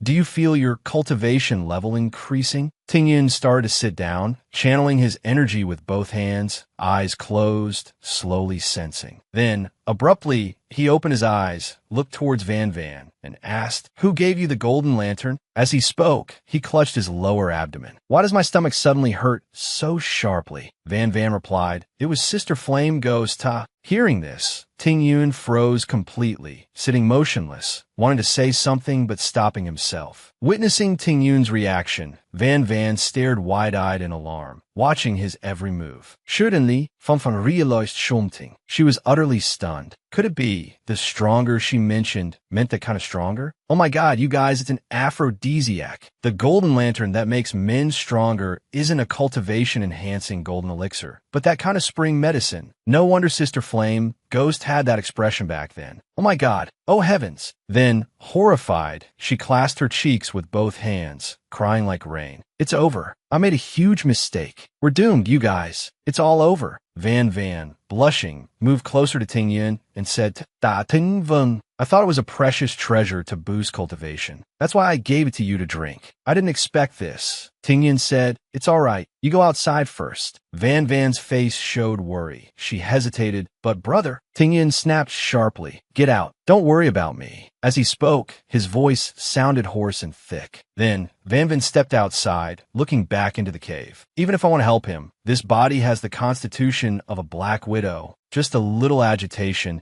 and it will drain the opponent's cultivation completely, causing the other party to die instantly. In the original work, the female supporting character could control it later, but the method wasn't mentioned. I just need to try hard to control it. Surely there won't be any problem, right? Then Van Van turned and walked inside. I don't want him to pay the price for my own mistake. Inside, Ta Thin Van's face was still very red. He was closing his eyes, regulating his breathing. Spiritual energy began to coil around Ta Thin Van's body. Suddenly, he looked up, thinking it's too hot. I can barely stand it anymore. If it were before, I could easily force this kind of medicinal power out. But why is it like this now? Then he began to reach his peak. Unable to bear it any longer, Ta Thin Van clutched himself, groaning in pain. Ugh, it hurt so much. As he struggled to endure, he suddenly heard a voice call out, Ta Thin Van. Looking outside, he saw the graceful figure of a woman entering. It turned out to be Van Van. As she walked in, her face naturally flushed red. Perhaps we should cooperate first? Ta Thin Van turned his face away, speaking coldly. There's no need to force yourself like this. Van Van hesitated, looking towards Ta Thin Van, thinking it's come to this, and he still wants to endure it? If he keeps forcibly suppressing this drug like this, even if he doesn't lose his life, his cultivation will be damaged. Thinking it over, there was no other way. Van Van decided, what should I do? Just get straight to it, make it hot. Ta Thin Van continued to face away, radiating an air of indifference to the matter. After enduring for a long while, Van Van suddenly saw that Ta Thin Van was about to reach his limit. He was in so much pain that he coughed up blood, letting out a choke sound. Hook! There was no other choice. Van Van had to get straight to it. She began to slowly let down her hair, pulling up her robes. Then she rushed forward, covering Ta Thin Van's eyes with a sash. As she tied it, she pressed herself close against Ta Thin Van's body. Ta Thin Van needed only that. Unable to bear it any longer, he lunged forward, embracing Van Van tightly. And then, the young man pressed Van Van against the cave wall. And so, the two began their intimate act. Panting sounds echoed. Van Van felt a sharp pang of pain. It turned out it had already begun. Van Van raised her hand to stroke Ta Thin Van's face, comforting him. It's okay now. She whispered into Ta Thin Van's ear. It's all right, I will save you. Then she gently, slowly, rhythmically coordinated with him. In Van Van's mind, she resolved, I must be careful. I can't drain him completely. I have to use the back imprint release method. Their breaths rose and fell, coordinating perfectly. Ta Thin Van's face became somewhat less red as the pressure was relieved. Van Van now sensed it. Why is there such a strangeness? Why can't I feel any spiritual energy moving within his body? Ta Thin Van's hand, wrapped around Van Van's body, tightened its grip. His eyes slowly opened behind the cloth strip. His mouth gasped out a single sound, Van. The sword beside the two drew spiritual energy into itself. The sound, Van, echoed repeatedly. And so, from within the cave,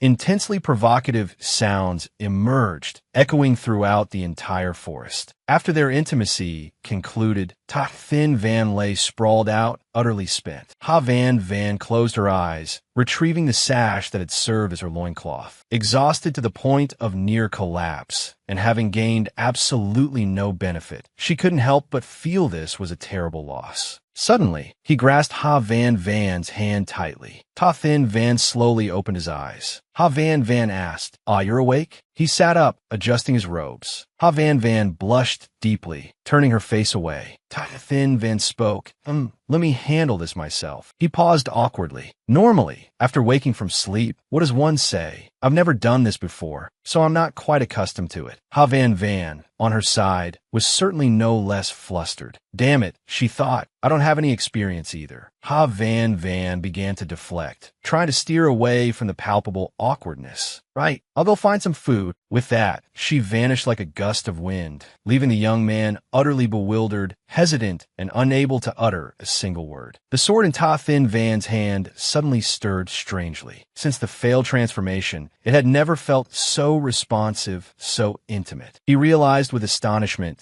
that his damaged golden core had also recovered. He picked up the sword, slowly drawing it from its sheath. Gazing at the blade before him, a look of satisfaction spread across Ta Thin Van's face. Continuing to sit within the cave, Ta Thin Van began circulating his spiritual energy, checking his body for any changes. His thoughts drifted back to a month prior. 1 month ago, I entered seclusion for my transformation. It should have proceeded smoothly. Unexpectedly, a mishap occurred. I couldn't withstand the final heavenly thunderbolt. Not only did I exhaust my golden core, but I also lost my entire cultivation base. Yet now, he could feel a trace of true energy flowing within him. His previously shattered golden core had miraculously reformed. Thinking of Ha Van Van, Ta Thin Van felt a flicker of fascination. This girl, Van Van, just what is she? Had half an hour passed already? As he sat motionless, Ta Thin Van suddenly detected movement ahead. It was Ha Van Van returning. Smiling brightly, she carried a portion of food and said, "Here, eat something." As she spoke, she held the bowl out towards Ta Thin Van. He stared intently at the bowl's contents, having no idea what it was. Seeing his reaction, Ha Van Van's face flushed crimson, and she looked away, somewhat shy. "I know you exerted yourself last night," she mumbled. "So I want to find something nourishing for you, so you can fight again tonight. I mean, just to nourish you." Hearing Ha Van Van's words, Ta Thin Van pictured her hunting, bow drawn. "I thought she was just a delicate young woman," he mused. "Yet she went hunting at the crack of dawn just to replenish my strength." He slowly took the bowl. "Go on, try it," she urged. Ta Thin Van lifted the bowl to his mouth and took a tentative sip. The young man nearly fainted on the spot. "Woman, what is this you've given me to eat?" The gaminess was overwhelming, almost sickeningly so. Yet, Ta Thin Van forced himself to appear composed. "Just swallow it, or she might actually beat me." He choked it down reluctantly. Ha Van Van asked expectantly, "Well, is it delicious?" Ta Thin Van turned to her, asking, What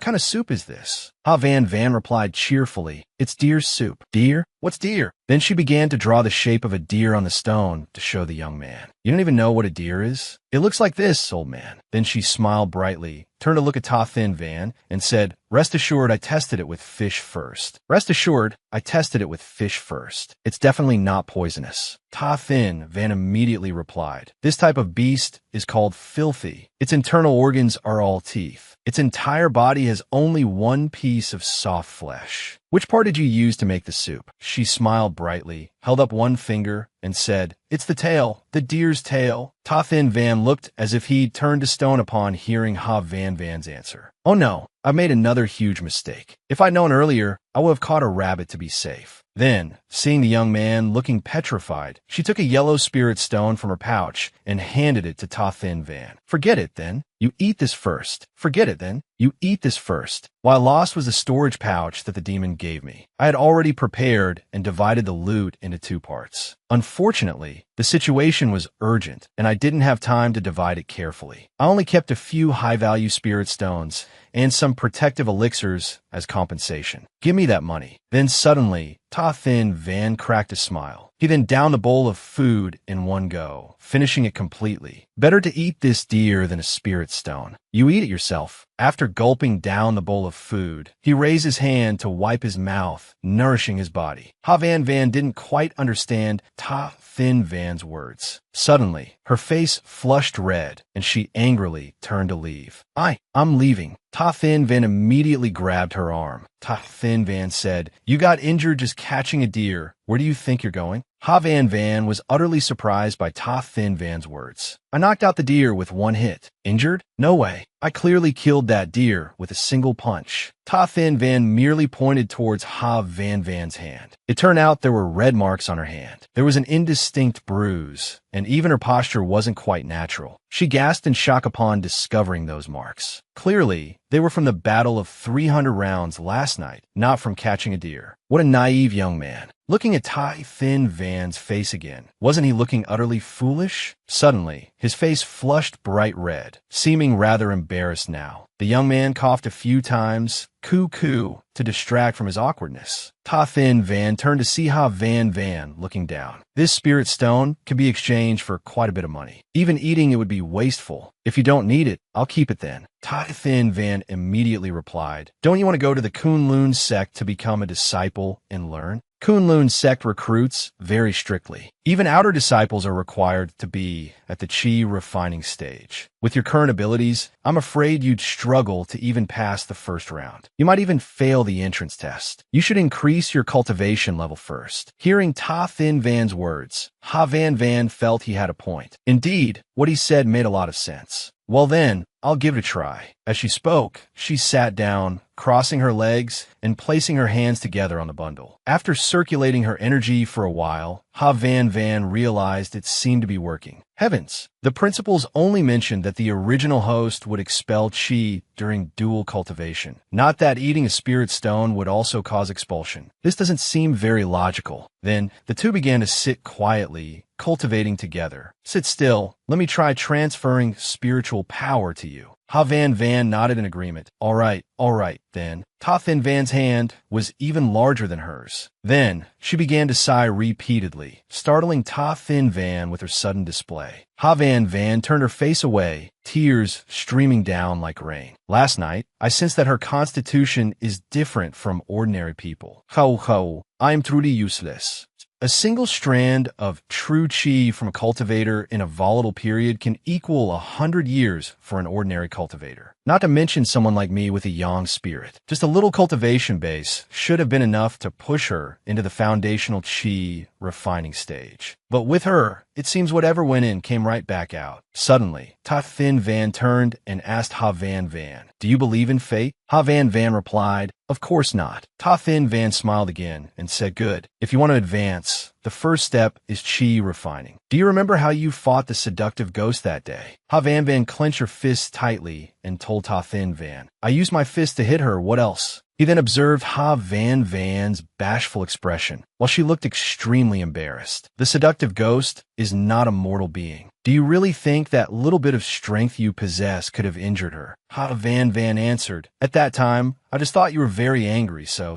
Pondering for a moment, Ha Van Van seemed to realize something. She abruptly stood straight up. Then she looked toward Ta Thin Van and asked, what do you mean by that? The young man nodded slightly, affirming her unspoken thought. Others can guide chi into their own bodies, but you guide chi into another's body. Chi merges with worldly momentum. Chi obscures form. No one can approach another's body. She then stared intently at Ta Thin Van and said, does that mean body cultivation might be possible? Can I advance that way? He looked towards Van Van and asked calmly, why not? If the heavenly Tao refuses to let you become an immortal, then just use your fist to shatter that immortal gate. Let's see who dares to stop you then. She looked down at herself in bewilderment. This body, although its constitution isn't good, is convenient for cultivators to establish as a cauldron, restoring their peak strength. Looking at it another way, it's actually excellent raw material for fist fighting. I can't believe I'm returning to my old line of work. Since I've decided to cultivate, there are two things that need to be done right now. First, train my body to be stronger, raise my cultivation level. Then, brimming with enthusiasm, she declared, the second thing is to earn money. She held up the glazed mirror, saying, I've analyzed how these cultivators make money. It's quite simple. Ordinary cultivators dig for spirit stones. Pill cultivators refine them into blocks. Finally, these stone blocks are sold to small sword sects. Digging isn't suitable for us, so we can only rely on the glazed mirror. I've also observed that the tasks from the glazed mirror are all scattered individually, without any sect oversight. If we can manage this, we can earn 50 coins without doing much. Growing more excited with her calculations, she added, I've already accepted 15 tasks and dispatched 5 people already. Next, before she could finish, he cut her off. But any cultivator with half a brain wouldn't accept such low-priced tasks. I don't get it. Then, seriously, he said, if you want spirit stones, I'll go to Spirit Mountain tomorrow and dig some up. She winked cheerfully, full of confidence. He then resumed his seated cultivation. If this doesn't work out, I'll just have to work harder to make a living through the glazed mirror, she thought. At least it's better than just sitting around doing nothing. Van, thrilled by the prospect of earning money, thought that rather than taking winding side paths, it was better to charge straight ahead. After several hours had passed, the two sat beneath a tree, bathed in brilliant sunlight, creating a picturesque and tranquil scene. He stood up. She asked, "Where are you going, brother?" "To handle a task. If no one does it, we'll have to pay double." She pulled him back. "Wait a little longer." Then she pointed ahead. "Look over there. Someone is indeed coming." This young man approached and immediately asked, "I received a task assignment from the glazed mirror?" "Yes, that's me." Van inwardly sighed in exasperation. Someone actually accepted it? That young man eagerly asked for the token first. "That's right, isn't it?" "It really is." Then she took out a low-grade spirit stone. "It's this." Although low-grade, it could be used as a decoration. That young man accepted it enthusiastically. "All right, I'll take it. As long as I accept, can you just give it to me?" She snatched it back. "You can accept the task, but giving you the item now doesn't align with the rules." Then she smiled cheerfully again. "I'll wait here for you to complete 5 tasks before you get the token. Just accepting one won't do. My tasks are varied. If you accept many, I'll give you over 30 spirit stones. After completion, I'll add a small item. If you do it quickly, I'll add another spirit stone block." This young man, brimming with confidence, puffed out his chest. "I'll take them. However many tasks you have, just send them my way. I accept them all. I'll do the tasks now and guarantee they'll be finished before tomorrow morning." After the young man left, she looked joyfully at the glazed mirror, while Van also offered a warm smile. "If I had known earlier, I would have done the same. Then I wouldn't have needed to toil so hard on that mountain for the past 7 days." She moved closer to him, teasing, "What's wrong?" "My way of earning money. You want to learn it, don't you?" He remained exceedingly aloof. "If you want to teach, then teach." She drew nearer, thinking inwardly, stubborn even when rooted to the spot, then spoke her thoughts aloud. "I've observed within the glazed mirror scene that mostly low-level sword cultivators accept these tasks. Wealthier cultivators won't take them because the profit is small. But sword cultivators struggling to get by don't have money, so they'll accept anything. Yet, many small benefits accumulate." He immediately countered, "I am not." She cut him off with a humph. He started again, "I am very wealthy. Wait until I return." Before he could finish, she clamped her hand over his mouth. All right, because you are Palace Lord Sui Yuan of Kangwu Palace. Say no more." Inwardly, she thought, "Can't let him mess things up and speak too loudly. What if he makes enemies?" Suddenly, because of her touch, his face flushed bright red. They looked at each other, a spark igniting between them. Both incredibly embarrassed, she turned away. "Let me calculate how much money we've made." He watched her by the lakeside. Suddenly, he became lost, sinking into the sight of her beauty, standing unconsciously frozen, mesmerized. His heart stirred with intense emotion. In the evening, the young man who had accepted the tasks earlier returned. "I have completed the tasks." She happily handed the spirit stones to him. "I wanted to ask for your name, brother. If there are more tasks, I'll assign them to you." "My surname is Li. Name Xiandu. If you need anything, just call me." As soon as she heard the name Li Xiandu, she remembered. This name sounds familiar. As if realizing something, she grabbed Li Xiandu's hand enthusiastically. "Have you eaten yet?" Li Xiandu broke into a sweat. I haven't eaten in 3 days. Please don't laugh. Then quickly sit down here and eat with us. Leave after you've eaten." Li Xiandu beamed with joy. Thank you.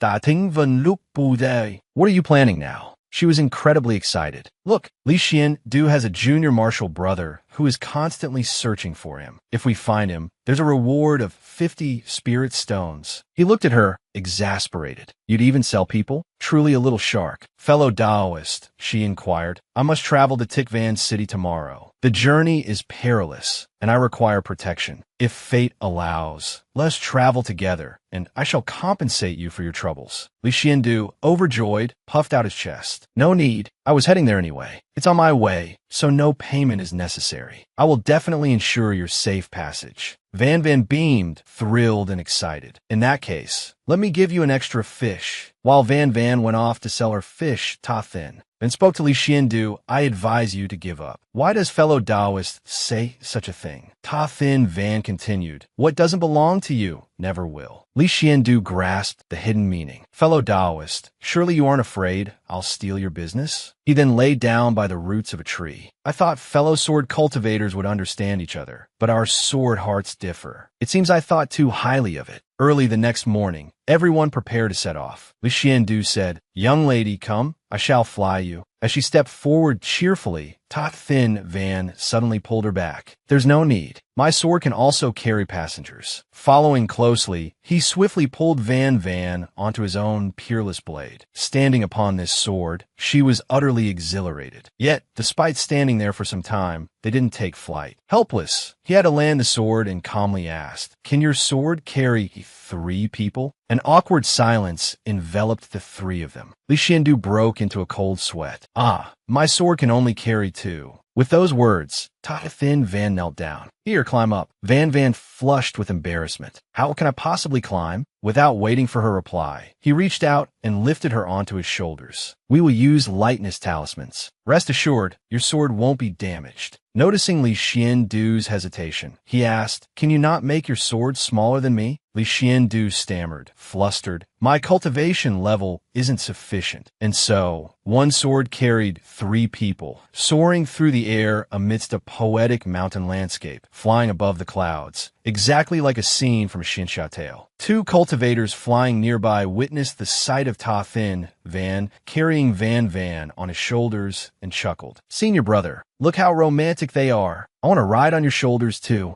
"Junior sister, don't imitate them." Little did they know, Van was internally screaming, "Romantic, my foot. My bones feel like they're about to break." Unable to endure it any longer, she cried out, "Stop, stop. I can't take it anymore. Land quickly." Soon after, the 3 touched down. She gasped for breath. "You too, ride on my shoulders." Then she crouched down. "Quick, get on." L'Ixuan du Stared, Jo Agap, Uterli Incredulu. This is the first time I've ever encountered such a plot twist. In the end, Ta Thin Van used a talisman to lighten his own weight before climbing onto Van's shoulders. A young man flying a sword nearby saw this scene and was incredibly excited. "Whoa, that looks so cool." Finally, they landed properly. "You too, Tikvan City is mostly filled with merchants. Be careful not to get yourselves captured. Let's part ways here. May we meet again if fate decrees." However, his wistful sentiment lasted less than 2 seconds before another young man appeared and dragged Li Xiandu away. "You damn brat, I finally caught you. Get back to the sect now." Li Xiandu, still oblivious that Van was the one who had effectively sold him, remained full of regret, wishing her, "May your journey be safe. Thank you for your help. I will never forget it." He got sold and still helped the seller make money. Somewhere on the streets, 2 figures were engaged in a transaction. Inside this transaction box lies a severed finger. Ta Thin Van and Van were strolling down the street when they seemed to notice something. He said, "Hold my hand. Someone is following behind us." Seeing she said nothing, he prompted, "Your hand." She shyly extended her hand. Seeing her offer her hand, he decisively grasped it tightly. She walked beside him shyly, a picture of poetic romance. Suddenly, her stomach rumbled loudly. Knowing she was hungry, he said, "Let's go eat." Waiting for the food for too long, she sighed, "Why is it taking so long?" Suddenly, a young man approached, looked at her, and asked, "Are you new here?" She looked him over appraisingly. This young man looked outstanding, but Tikvan City was chaotic, with rampant demon clan activities and turmoil occurring constantly. How could he be here without any prior injuries? Something wasn't right. So she said, "I was just passing by and felt tired, so I came in here to rest. Does the young master need something?" This young man replied, "Don't you know? This establishment isn't clean. The owner conspires with demons to capture handsome young men and beautiful young women like yourselves, then refines them." Ta Thin Van sensed killing intent and began to mentally prepare for battle. However, Van stopped him. She feigned surprise. "Many thank for the warning, young master, but life isn't easy for us, we know." Before she could finish, the young man interrupted, "I know a good place. Why don't you follow me?" While following the young man, she asked, "Where are you all from?" "We're from Khitan, originally planning to go to Kan Long to seek tutelage." The young man turned back. "Just the 2 of you?"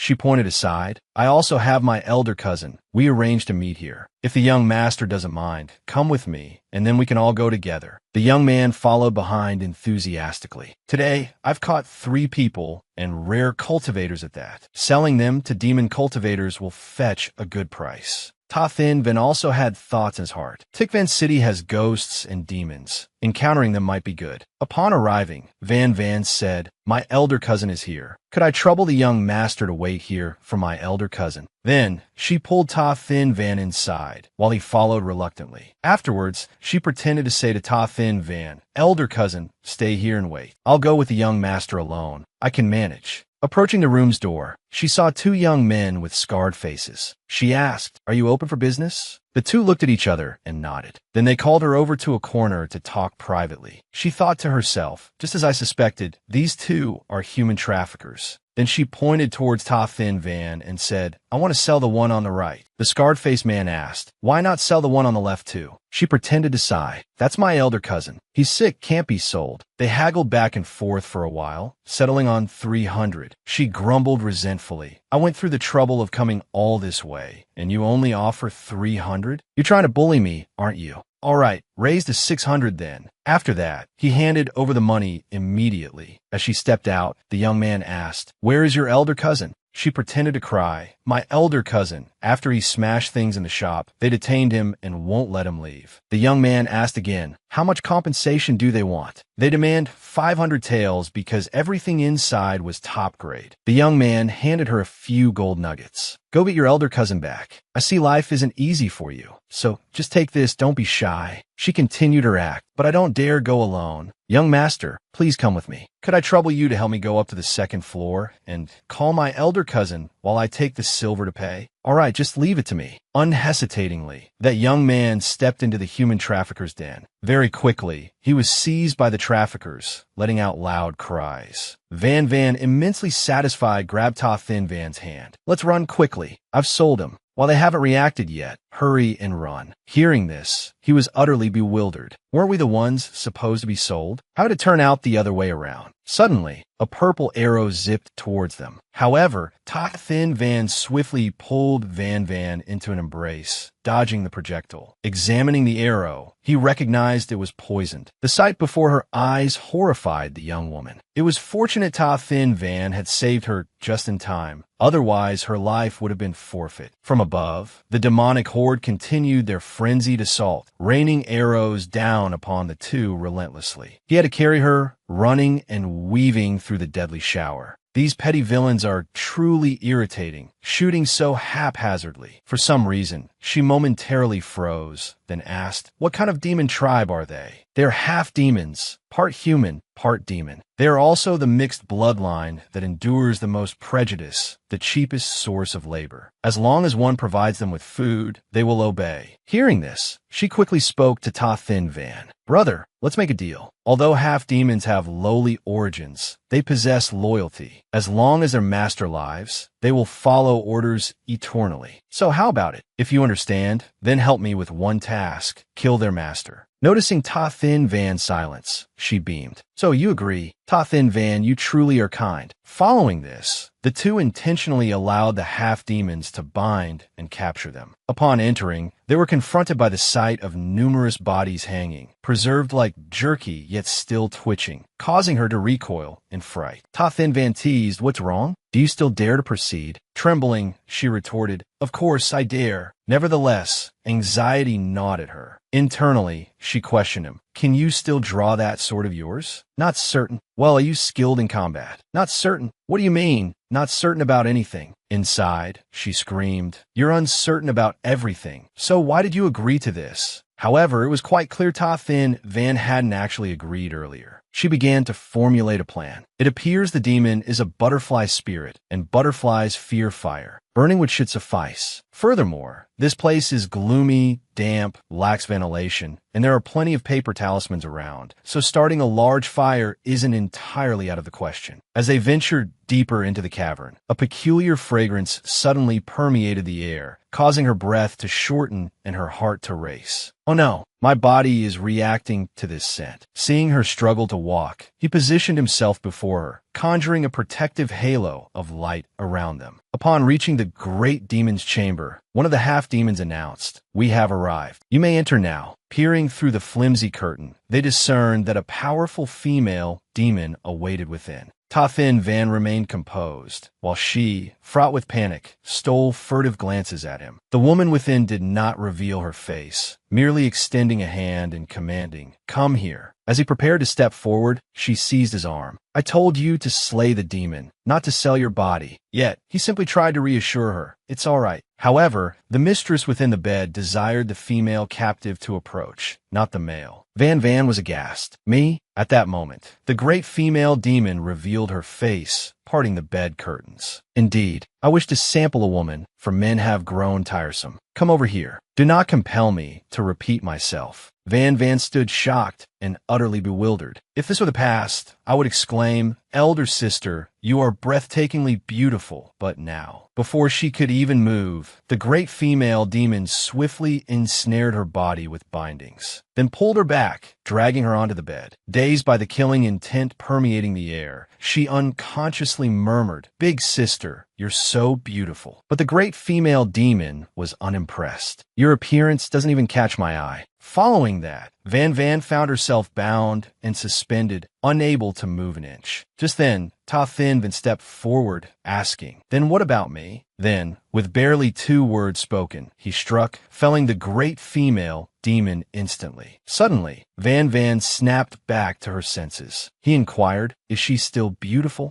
She waved her hands dismissively. "Aw no. Brother, you are the most beautiful." Just now, my mind was muddled. I couldn't control anything. Could he possibly be jealous about that? Ta Thin Van retrieved something from within the great demon, then offered it to her. "Eat this." She looked at it, apprehensive. "Heavens, what is this I'm supposed to eat?" "It probably doesn't taste good," he stated plainly, "but this item helps increase cultivation." She asked, "Why don't you eat it? Why give it to me?" I don't need it." She stared, frightened. "Will something happen if I eat it? What if there are side effects?" He explained again. Others typically absorb spiritual energy from food to increase their cultivation. But your constitution isn't suited for that. If you want to break through quickly, the fastest way is to swallow the core essence of a demon beast. Hurry up and eat. After she finished eating, he asked, "How do you feel?" Having consumed the demon beast's core, Van felt an overwhelming urge surge within her. Without answering him, she simply pulled him close, kissing him passionately. Caught off guard by her kiss, his mind flashed back to that night, vivid images of their heated intimacy surfacing. It made him unable to control himself, his arms wrapped around her, fiercely returning her kiss. They kissed for a long moment before finally parting. She gasped for breath, then pushed him down onto the bed, urgently murmuring, "I feel," agitated. However, he regained his senses. "We can't." Her mischievous hands began to roam, fumbling with his clothes. "You could initiate last time, so why can't I this time?" He couldn't restrain himself any longer. Swiftly, he flipped her onto her back, positioning himself above her. Then, leaning close, they fell into another fiery kiss, kissing endlessly until they finally broke apart. He said, "The spider demon is dead, so the formation she laid out around here will soon lose their effect. Besides, this was the female spider demon's sleeping place. It's not appropriate." But she was too consumed by urgency to heed him, simply embracing and kissing him again. He gently took her hand, kissed it respectfully, and said, "If you feel this discomfort next time, I promise I won't hold back, all right?" Suddenly, the true energy within her activated and clarity returned to her mind. Embarrassed, she pushed him away and straightened her attire. "Are you daydreaming? There won't be a next time." Then she glanced at Ta Thin Van's current state, his body covered in hickeys, along with some suspicious pinch marks. Heavens, I've done some rather shameful things to him. He also adjusted his clothing. She asked, "Don't you need money?" "I don't need it. Not this time. And not next time either." "Correct. I don't need it at all." She beamed with relief. "Well, that's wonderful then." She thought to herself, "Last time was a special situation. This time I was compelled. I don't want to be extorted just for kissing him once or twice. But if there's a next time, that will be something truly earned." She continued aloud, "Besides, you tricked me. You clearly said there would be no reaction after taking it. This is your fault." He replied, "It was your first time absorbing a demon core. The body's inability to accept it caused such a reaction. This situation won't occur again next time." So, apart from what just happened, I don't feel any other abnormalities now? Don't tell me I ate a fake demon core. He sighed. Close your eyes and circulate your energy. She immediately sat down, closed her eyes, and meditated, circulating her energy. After cultivating for a while, she opened her eyes, which shone brightly. Following the cultivation, her internal energy had become somewhat purer. Her body also felt considerably more agile and light, and moreover, she could more clearly sense the spiritual energy of heaven and earth. However, she felt disappointed. Why have I practiced for so long, yet I'm still just a minor chi refining practitioner? He explained, everyone's circumstances are different, so don't feel inferior. Sensing movement outside, he said, we need to leave. We can't stay here too long. But unexpectedly, thinking of wealth, her eyes lit up. How can we return empty-handed like this? We went through the trouble of coming here. We must grab all the valuables here. Soon after, she and he entered a hidden chamber and saw a vast amount of gold, silver, and jewels. She said to him, what are you standing there dumbfounded for? Hurry up and grab everything. However, just as they started grabbing, they heard a noise. He quickly pulled her away. Let's leave first. But just then, she heard someone's cries for help. Help! Help! She said to him, wait a moment, I think I hear something. Then, she pressed her ear to the ground, secretly listening to the movements below. Mother, I want to go home. Father, please come save me quickly. Knowing there were people below, she said to Ta Thin Van, the spider demon has imprisoned many people on this lowest level. Very quickly, she used her fist to shatter the wall in an instant, as easily as crushing a feather. Then she said to him, let's go quickly. He looked on wearily. This place would soon collapse. Below, in the spider demon's dungeon, countless children were locked up. As soon as they saw her, they cried out, Big sister, please save us. We want to go home. Very quickly, Ta Thin Van used a technique to remove the shackles from the children. She watched, breaking into a cold sweat, never expecting so many children to have been captured and imprisoned like this. Freed from their chains and cages, the children were overjoyed, lining up to run out of the cave. She instructed them, slowly,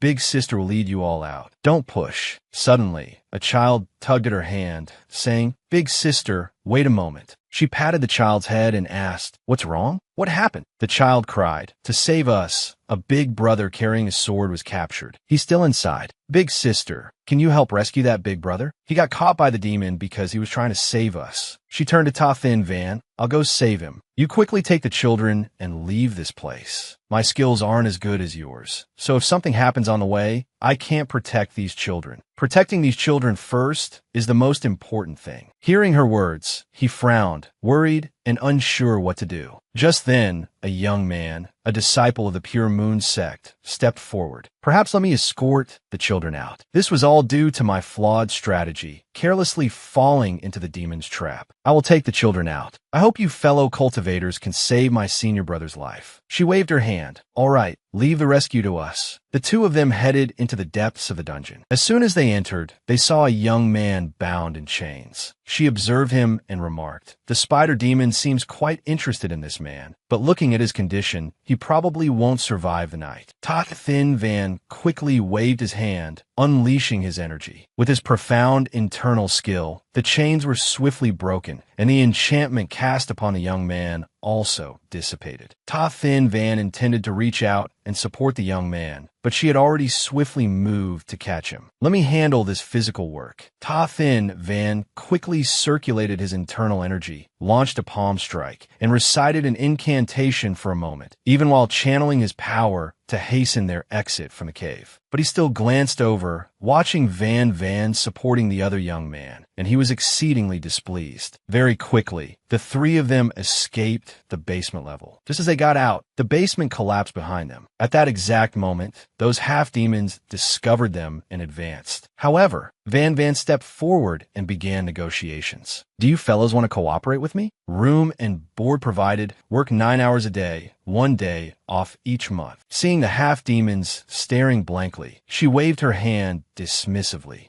Forget it. If you're not willing, then never mind. But unexpectedly, the half-demons did a complete 180, calling her master, which startled her. So casually, without even needing to consider it, he remained utterly calm. What's surprising? Half-demons lack human intelligence and don't possess the cunning of monsters. They seek recognition, and to gain it, they can latch onto anything. If you take them in, You must be sure to treat them with sincerity. Half-demons are born simple-minded, constantly ridiculed and deceived by others. Once they acknowledge a master, they will endure mistreatment, even sacrifice their lives for that master. Hearing this, she was moved and spoke again. All right then, I'll give you 2 days off per month. He gently stroked her head, speaking softly. It's up to you as long as you don't do anything wrong. She beamed, chuckling happily. She approached one half-demon and said, from now on, you'll be called Dai Hong. Quickly have your brethren take these children back home. Return them to where they were taken from. However, the young man objected. They captured these children and harmed me and my senior brother. How can we forgive them like this? I won't spare them. They won't survive if I'm here. She again wholeheartedly defended the half-demons. Who told them to capture children from the surroundings? Who told them to harm you? He calmly replied, it was the spider demon. Exactly, but the spider demon has been killed by us. You, these children, and your senior brother have all been rescued by us. So why are you still dissatisfied? Then she patted his shoulder. Let me ask you, what are the principles of a disciple of the Pure Moon sect?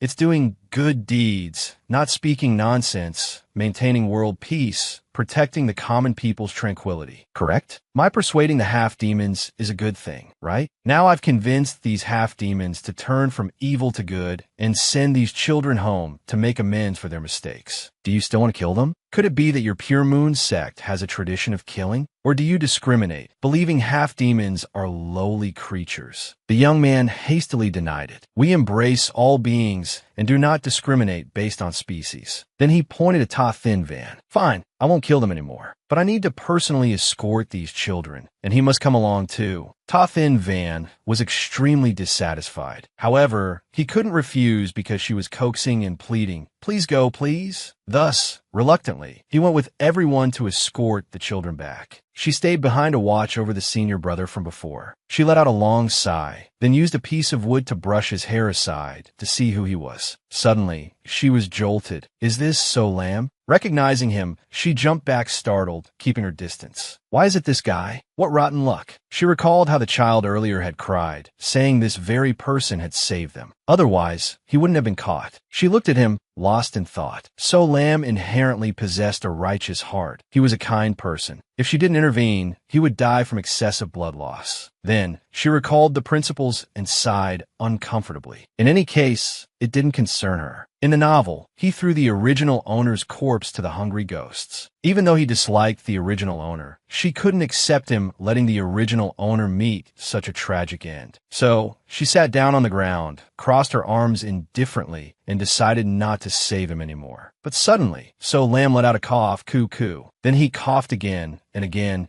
coughing so much that, sitting beside him, her conscience and her inner demon wrestled, to save or not to save. Finally, she let out a huff. Fine, save him. If he died, having the Pure Moon sect master come and bother her would also be tiresome. Then, thinking of the gold, silver, and jewels, she felt content again. All right, saving him might reverse some of the Pure Moon sect master's mistakes. She began applying the poultice with a cloth, not gently at all. Consequently, the pain jolted So Lam awake. He grabbed her hand, then seized her throat, pinning her down. Who are you? Before she could utter a word, blood trickled down onto her face. Just then, Ta Thin Van struck out with a palm strike. Sending she lum flying. He stepped forward to help her up. That young man accompanying So Lam spoke up angrily. Fellow Taoist, why did you injure my senior brother without reason? Ta Thin Van remained calm and cold. Those who do not harm me, I will not harm without cause. Seeing him return, she asked, are the children safe now? Yes. Then he turned away again, sarcastically remarking, does someone as benevolent as you apply poultices for everyone else? Hearing his words, she felt a pang of guilt. He belongs to the Pure Moon sect master. If he dies here and we get blamed, what then? He looked at her and retorted, isn't it rather because the Pure Moon sect master has money? She giggled. You truly are clever and sharp, becoming more wicked by the day. He remained nonchalant. One inevitably gets stained when near ink. As she started acting, pulling his hand. Aya, why won't you hold my hand for a bit? We can wait for his junior sister to arrive and demand compensation then. Don't cause trouble with them anymore. The two men sat in a corner, bewildered. They want compensation? She approached them. Precisely. We need money to save people. 500 each, totaling 10,000. Not a single coin less. The young man whispered to So Lam, senior brother. Actually, they were the ones who rescued us. So Lam stood up and bowed his head. My apologies. I was offensive just now. I hope the young lady can forgive me. She paid him no mind. Spare the pleasantries, just hand over the money. The other young man was annoyed and wanted to curse, but So Lam stopped him. I don't have the money with me right now. How about we wait for my junior sister to arrive? All right then. She decisively tossed a medicine vial in front of So Lam. This is hemostatic medicine. If you don't take it, I fear you won't last until your junior sister gets here. Does this cost money too?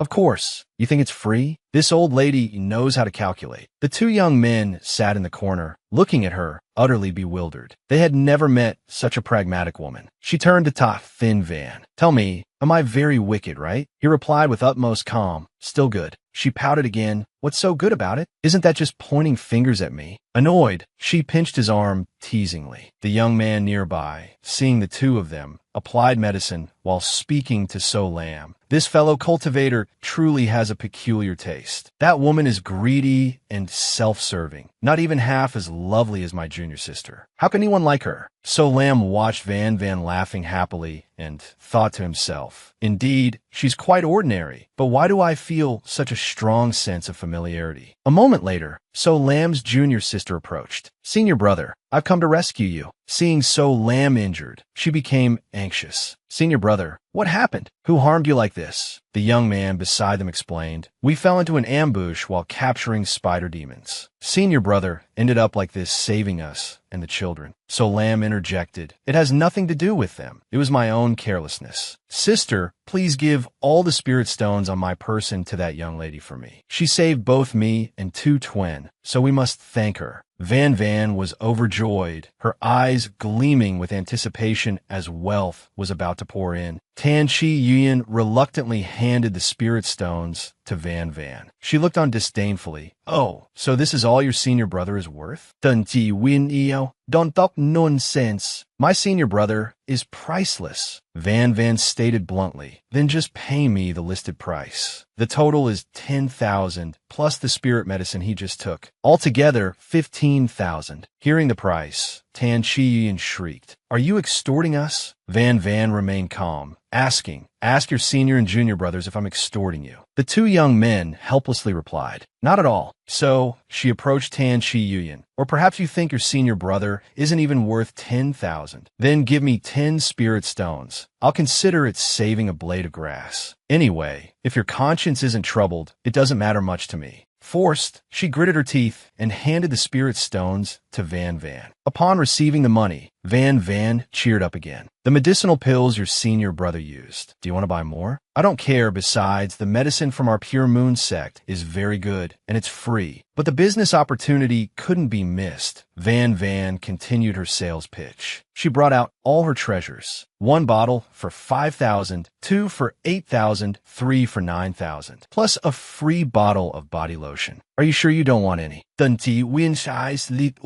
that case, I'll reluctantly accept it. With those words, Van laid out all her treasures. These are all my cherished items. If you want them, I'm having a big sale today. The whole lot will go for a total of 8,000. This, like the body oil, are all treasures taken from the spider demon's hoard. This is the only one of its kind. Tan Chi Yuan and those accompanying her had their eyes sparkling brightly. Wow, there are so many rare and strange gemstones for cultivation too. Van's merchant mind took over. She waved her hand. Come, take a look. Fellow cultivators over there, come out a look too. Don't be shy. If you don't have enough money today, I'll let you owe me. Buy anything today, and I'll give you a discount. Everyone quickly gathered around, buying one item after another. The young man applying medicine to So Lam watched this scene, bewildered. A bunch of spendthrifts throwing money around like dirt. Why don't they care a bit about senior brother So Lam? And what's with this pretty boy's expression? Does he want to cling to a woman? Da Ting? Van casually took the spirit stones and put them in his pouch, making the young man yell. And this pretty boy doesn't even feel guilty about it. Tan Shiyin and the young disciples accompanying her returned triumphantly, laden with treasures from their expedition. "Senior brother," she chirped, approaching So Lam. "Did you manage to obtain the demon core during this extermination mission? This is your chance to break through to the golden core stage." He deflected. "I was captured at the time. They were the ones who eliminated the demon." Van hastily denied. "It wasn't me, it was him." Tan Shiyin stepped closer, her gaze sharp. "Then, after dealing with the spirit-devouring vine, where is the demon core within its body? Name your price in spirit stones. I will buy it." Van shifted uncomfortably. "I'm afraid that's not possible, because I already swallowed that medicinal core." Upon hearing this, Tan Shiyin froze, as if turned to stone. 1,000-year demon core, swallowed just like that? Furthermore, the one who swallowed, it was still merely at the chi refining stage. The more Tan Shiyin thought about it, the more agitated she became, finally bursting into tears.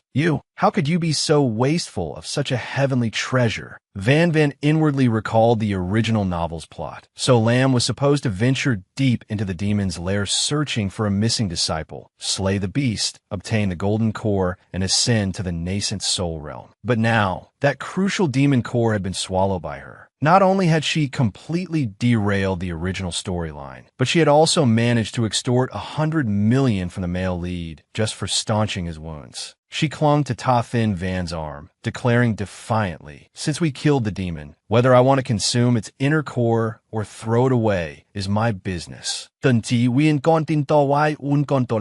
hate you, you monster. I thought once senior brother ascended to nascent soul, we could finally get engaged. You ruined everything." Van stepped forward, attempting to placate her. All right, I'll compensate you, okay?" Tan Shiyin, clutching the jade piece Van offered, instantly brightened, her tears vanishing as she beamed with gratitude. "Thank you." Soon after, Tan Shiyin and her fellow disciples departed. However, Van didn't forget to call after them. "Remember to pay the rest of the debt within 3 days. Interest will be charged." Tan Shiyin retorted haughtily. "I am the daughter of the pure moon sex leader. Do you think I would default on a debt to you?" "Ah," Van replied sweetly, "just a friendly reminder." Once they were gone, Ta Thin Van gestured towards the group of half-demons. "They look quite wretched, don't they?" Indeed, observing the half-demons now, their heads were covered in dust, their clothes tattered and worn. Seeing them, Van already had her next plan forming. "We need to give them a complete makeover." She began taking measurements, holding their hands and arms to tailor clothes for the half-demons, when suddenly Ta Thin Van stepped forward. "Let me handle this. You should rest." Van watched his actions, utterly impressed. Her eyes sparkled. A bodyguard possessing such skills? How incredibly cool. He swiftly showcased his remarkably adept skills. Within a few hours, he had already finished sewing new garments for the entire group of half-demons. Van watched, sighing in admiration. Truly amazing. If you honed this skill, you could potentially revolutionize the clothing industry within the cultivation world. He waved a hand dismissively. "You wouldn't be able to learn it." "Why not?" she pouted. "Because," he stated plainly, "your cultivation level is too low." She sighed, her metaphorical ears drooping. Though the damage wasn't severe, the insult hit hard. Heavens, she didn't want to remain a mere novice forever. Abruptly, he spoke again. "On my way back, I noticed a lake behind a mountain. I sensed a potent spiritual energy emanating from it. It might help increase your cultivation base." Her ears perked up instantly, her previous dejection forgotten. Where is it?" she asked eagerly. "Let me take you there." Swiftly, the two made their way toward the cascading waterfall. "Are you going to bathe?" she inquired. "Don't mind me," he replied. "I'll stand guard for you." "This lake is enormous," she reasoned practically. "I'll bathe on the left side, you bathe on the right. That way, we can both bathe at the same time and head back together afterwards." She even waved a hand teasingly. "Relax, I promise I won't peek." And with that, she quickly leaped into the cool water. Ah, what bliss! It felt as though all her mental stress was instantly washing away. Then she thought about the original owner of this body. She wondered how she was doing now. Would she be using her current identity? Would she continue her boxing career? Whatever the case, I hope she can be safe and sound. On the other side of the river, Ta Thin Van was also soaking in the lake to cultivate. His cultivation level was recovering now, but still very slowly. It would take about 3 years to return to his original state. Suddenly, something wrapped itself around him. He initially thought it was Van Van and told her not to play jokes. However, it wasn't. It was an eel tightly coiled around his leg. Startled, she heard the commotion and asked, Ta Thin Van, what's wrong? When he didn't answer, she put on her clothes and then peeked over to his side. The moment she saw him completely naked, she flushed with embarrassment. I just heard noise, so I came to look. I didn't mean to. His gaze suddenly fixed intently on her chest. Then, overcome with embarrassment, he quickly turned away. Where did that eel come from? On your leg. She swiftly moved forward to catch it for him. Don't worry, I'll catch it. But he stopped her. Don't catch it. Inexplicably, she had already caught it, remarking, this eel is quite large. Grilled, it will surely be very filling. He blushed furiously. I already killed it. What in heaven's name? What was this she was holding? Terrified, she let go instantly, blushing furiously, then gradually faded, disappearing mistily into the lake water. Ta Thin Van watched her leave, clutching his head, his entire body aching with discomfort. After bathing, the two walked together through the forest. She glanced back at him. At this moment, both were incredibly awkward. Neither dared to look the other directly in the eye. She clutched her head, lamenting inwardly, I'm such an idiot. They were clearly unrelated things, yet I still managed to grab the wrong one. And I even thought it was some strange creature from the cultivation world. If he realized the issue, wouldn't I have committed a terrible offense? Seeing her like this, he initiated conversation. That matter I promised you last time, perhaps I can no longer follow through. She then asked, are you all right? He turned his face away, embarrassed. No problem. But then, remembering something, she handed him a vial of medicine, saying, this is body-nourishing medicine. Then she pleaded, rest assured, this is very safe. It definitely won't be like last time. Mentioning the previous incident, they suddenly looked at each other, blushing with embarrassment again. But just as quickly, they looked away again. Oh heavens, why is it getting even more awkward? Nothing happened, so why bring that up? So she asked first, well then, do you still want it? He turned his back coolly. No need. Seeing his ears flush bright red, she chased after him. Really no need? Correct. She beamed. All right then, great. Afterward, she told the group of half-demons, drink up and then go. Wait until I call for you before coming. The two sat before the fire. She asked Ta Thin Van, aren't you going to rest? I must sit here and keep watch. She looked at him worriedly. Perhaps he's in too much pain to sleep. And so, she began to open her bag, rummaging through everything, searching for treasures for him. Finding a cushion, she spread it out, saying, come here, lie down. It will be much more comfortable. But he remained aloof, not even glancing over, continuing to stare at the fire. Very quickly, a half-demon approached. Mistress, please rest with your male companion. Your subordinate will stand guard for you, ensuring you are not disturbed. Oh, all right. I don't need it. Swift as lightning, this group of half-demons flew into the sky and departed. She watched helplessly. They were quite perceptive, weren't they? Once they left, only the two of them remained. He looked at her teasingly. She waved her hands in embarrassment. They were just talking nonsense. I didn't teach them that. Suddenly, he lay down on the mattress she had prepared and said, aren't you coming over? She took out another mattress. No need. I have two. He lay there, looking over at her with a sense of helplessness. You brought quite a lot of things, didn't you? How do you plan to arrange things for those half-demons? Their reputation isn't very good. If we use them now, people around might find it hard to accept. Tomorrow, I'll think of a way. It would be great if we had a large house. Talking on and on, she soon fell fast asleep, snoring softly. As night fell, the air suddenly turned cold, causing her to shiver. Sensing this, he moved closer, holding her tightly to warm her up. Early the next morning, Van Van walked along, pondering, how should I develop this express delivery service? Behind the two of them, a young man was tailing them. Sensing something, Ta Thin Van became extremely vigilant. Seeing his guardedness, she asked, what's wrong? He replied nonchalantly, it's nothing. Then, with a swift, hidden movement of his hand, he flicked out a leaf-like hidden weapon, killing the man following them instantly on the spot. Still oblivious, she continued, I've figured it out. Later, we'll go into the city and find a blacksmith specializing in artifacts to ask them to make a few more crystal mirrors. That way, we can distribute them to the express delivery staff. After walking for a while, they arrived at Vong Sun City. The two walked amidst the bustling streets. Seeing the food displayed the stalls, her hunger surged, her stomach rumbling audibly. She said, "Let's eat first, then go to the artifact refining shop." Suddenly, up ahead, two people were arguing loudly, causing a crowd to gather and watch. "You scoundrel, use your worthless sword to spit out the heavenly jade, or, if not, you'll have to compensate me." "What are you cursing about? This is a famous sword. You can't take it. That was the last piece of heavenly jade, or my ancestors left me. You must compensate me for it. I'll pay you back however much it costs." Van stepped forward. As soon as Lai Huan-Du saw her, he rushed over and hugged her tightly, overjoyed. "Miss, what are you doing?" Right in front of Ta Thin Van, hugging and embracing like that. He quickly stepped forward and pulled the two apart. Then, he glared at Lai Huan-Du with eyes that could burn holes. Lai Huan-Du began to explain. "My junior brother and I were tricked into going to the black market on our way back. They incited us to gamble, and my junior brother lost everything he had. He even sold off our sect. So, I wanted to pawn a set of items to get money to ransom my junior brother. Unexpectedly, before I could even pawn the items, my sword swallowed his heavenly jade, Oregon. The moment he opened his mouth, he demanded 50,000 taels of gold from me, calling it some kind of shop-guarding treasure. As Lai Huan-Du recounted his story, he became overly emotional and tried to hug her again, but was blocked by Ta Thin Van. "Miss, could you lend me some money? I promise I'll pay it back." Lai Huan-Du was now crying pitifully, evoking her sympathy. She thought, there must be something wrong with this situation. How could a piece of heavenly jade or be worth tens of thousands of gold taels? If it's not extortion, it's a scam. She then asked the old man, where was that heavenly jade or produced? He tearfully recounted, "That jade is the legacy of my ancestors from Tu Thien Peak. It's the highest mountain with the best quality minerals, but later that mountain was seized by demonic beasts, making mining impossible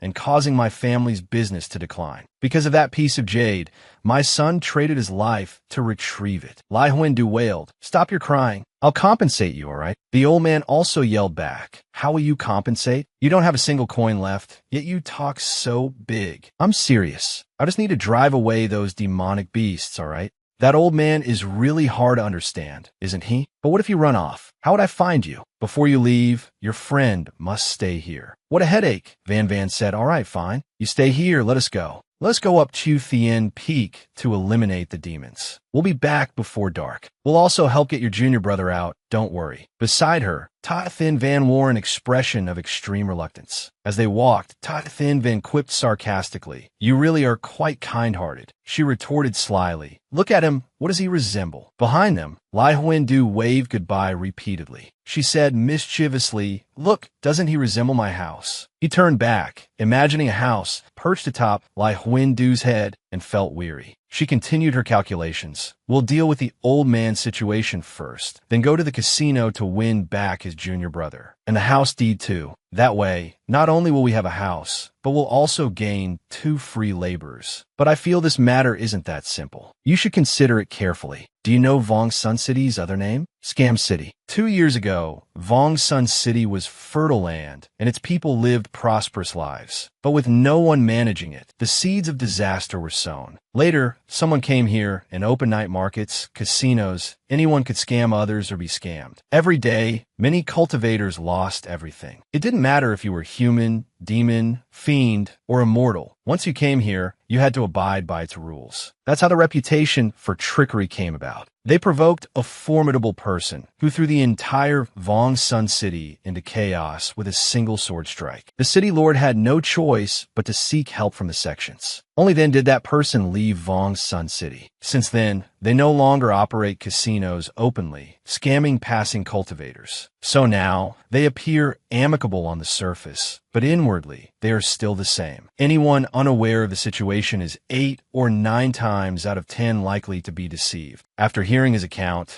she analyzed. In that case, that sword immortal must have been quite formidable. He looked at her and smiled, naturally, but he had no martial honor whatsoever. Probably lost money gambling and threw a tantrum out of shame. If he had won, he might have even liked the place. She looked at him suspiciously, asking, "Ta Thin Van, don't tell me you know this person?" "Don't know him. Just a friend." She blocked his path. "Tell the truth. You're friends with this person, aren't you?" Ta Thin Van, displeased, put on an unwilling-to-answer expression. She continued to tug and push him. How much did you lose? He grabbed her hand again. Stop messing around like this. Heavens, ever since that day, whenever these two were close, they would blush with embarrassment. He continued, Vong Sun City is now full of swindlers. That person likely fell into a trap 8 times out of 10. Do you still want to go? Of course we have to go. We need to check the situation at Chiu Thien Peak first. The two clasped hands tightly. Then let's go together. At this moment, even the peerless sword carrying them felt stuffed, just witnessing their public display of affection. After flying for a while, they finally reached Chiu Thien Peak. She observed the flock of vultures before them. That old man didn't lie to us. There really are demonic creatures here. Tai Thin Van recognized them. These are demonic beasts from Loch No Mountain. Why are they here? Let's go. Huh? Go where? To kill beasts and take their cores. A single core from a Tone Jiu can increase a mortal's power tenfold. You're currently at the 12th level of Chi refining. Using one will multiply your power 100-fold, and you might even break through Chi refining. She listened, bewildered. What in the world? There are so many? Are you expecting me to kill them all by myself? Her initial burst of enthusiasm suddenly faltered, and she shook her head again. I don't dare. Didn't you want to go to the Conlan sect? If your cultivation methods aren't enough, your movement techniques must be. If neither is sufficient, how will you pass their test? He consoled her. If you're truly struggling, I will step in to rescue you. Her confidence surged anew. All right, swiftly, she advanced towards the Tone Jiu beast before her. Then, channeling protective chi, she launched a fierce attack. She charged forward, striking down those demonic beasts. Having felled a few, she rejoiced, I did it, but not so fast. Behind her, a swarm of Tone Jiu appeared, maws open, preparing to attack. Seeing the scene before her, she panicked. Why are there so many of them? These creatures are poisonous too. I'm about to be overwhelmed, she screamed. Ta Thin Van, save me. But despite her cries, Ta Thin Van gave no reaction, not uttering a single word in response. With no one to save her, she desperately hurled one talisman after another at the horde of demonic beasts. Ta Thin Van, hurry and save me. Yet he remained motionless, merely watching her. She looked at him then, realizing, it seems he has no intention of saving me after all. Just moments ago, he clearly said he would protect me. What a dog man. While she stood there, stunned, a Tone Jiu opened its jaws wide and charged aggressively, intending to devour her. Enraged now, she began gathering the spiritual energy within her, then unleashed a palm strike. Take this. Then she continued, frantically launching palm strikes, punching and hitting the flock of Tone Jiu again and again. Ta Thin Van, watching her like this, smiled with satisfaction. As she pummeled the demonic beasts, her thoughts turned to Ta Thin Van. I have to beat them all to death, and this dog man will be no exception. After a flurry of blows, she had managed to eliminate a great number of the demonic beasts. Sweat beaded on her forehead, exhausted. Ta Thin Van landed beside her, handing her the beast cores. She looked at the cores, then tears welled up in her eyes. Boo-hoo!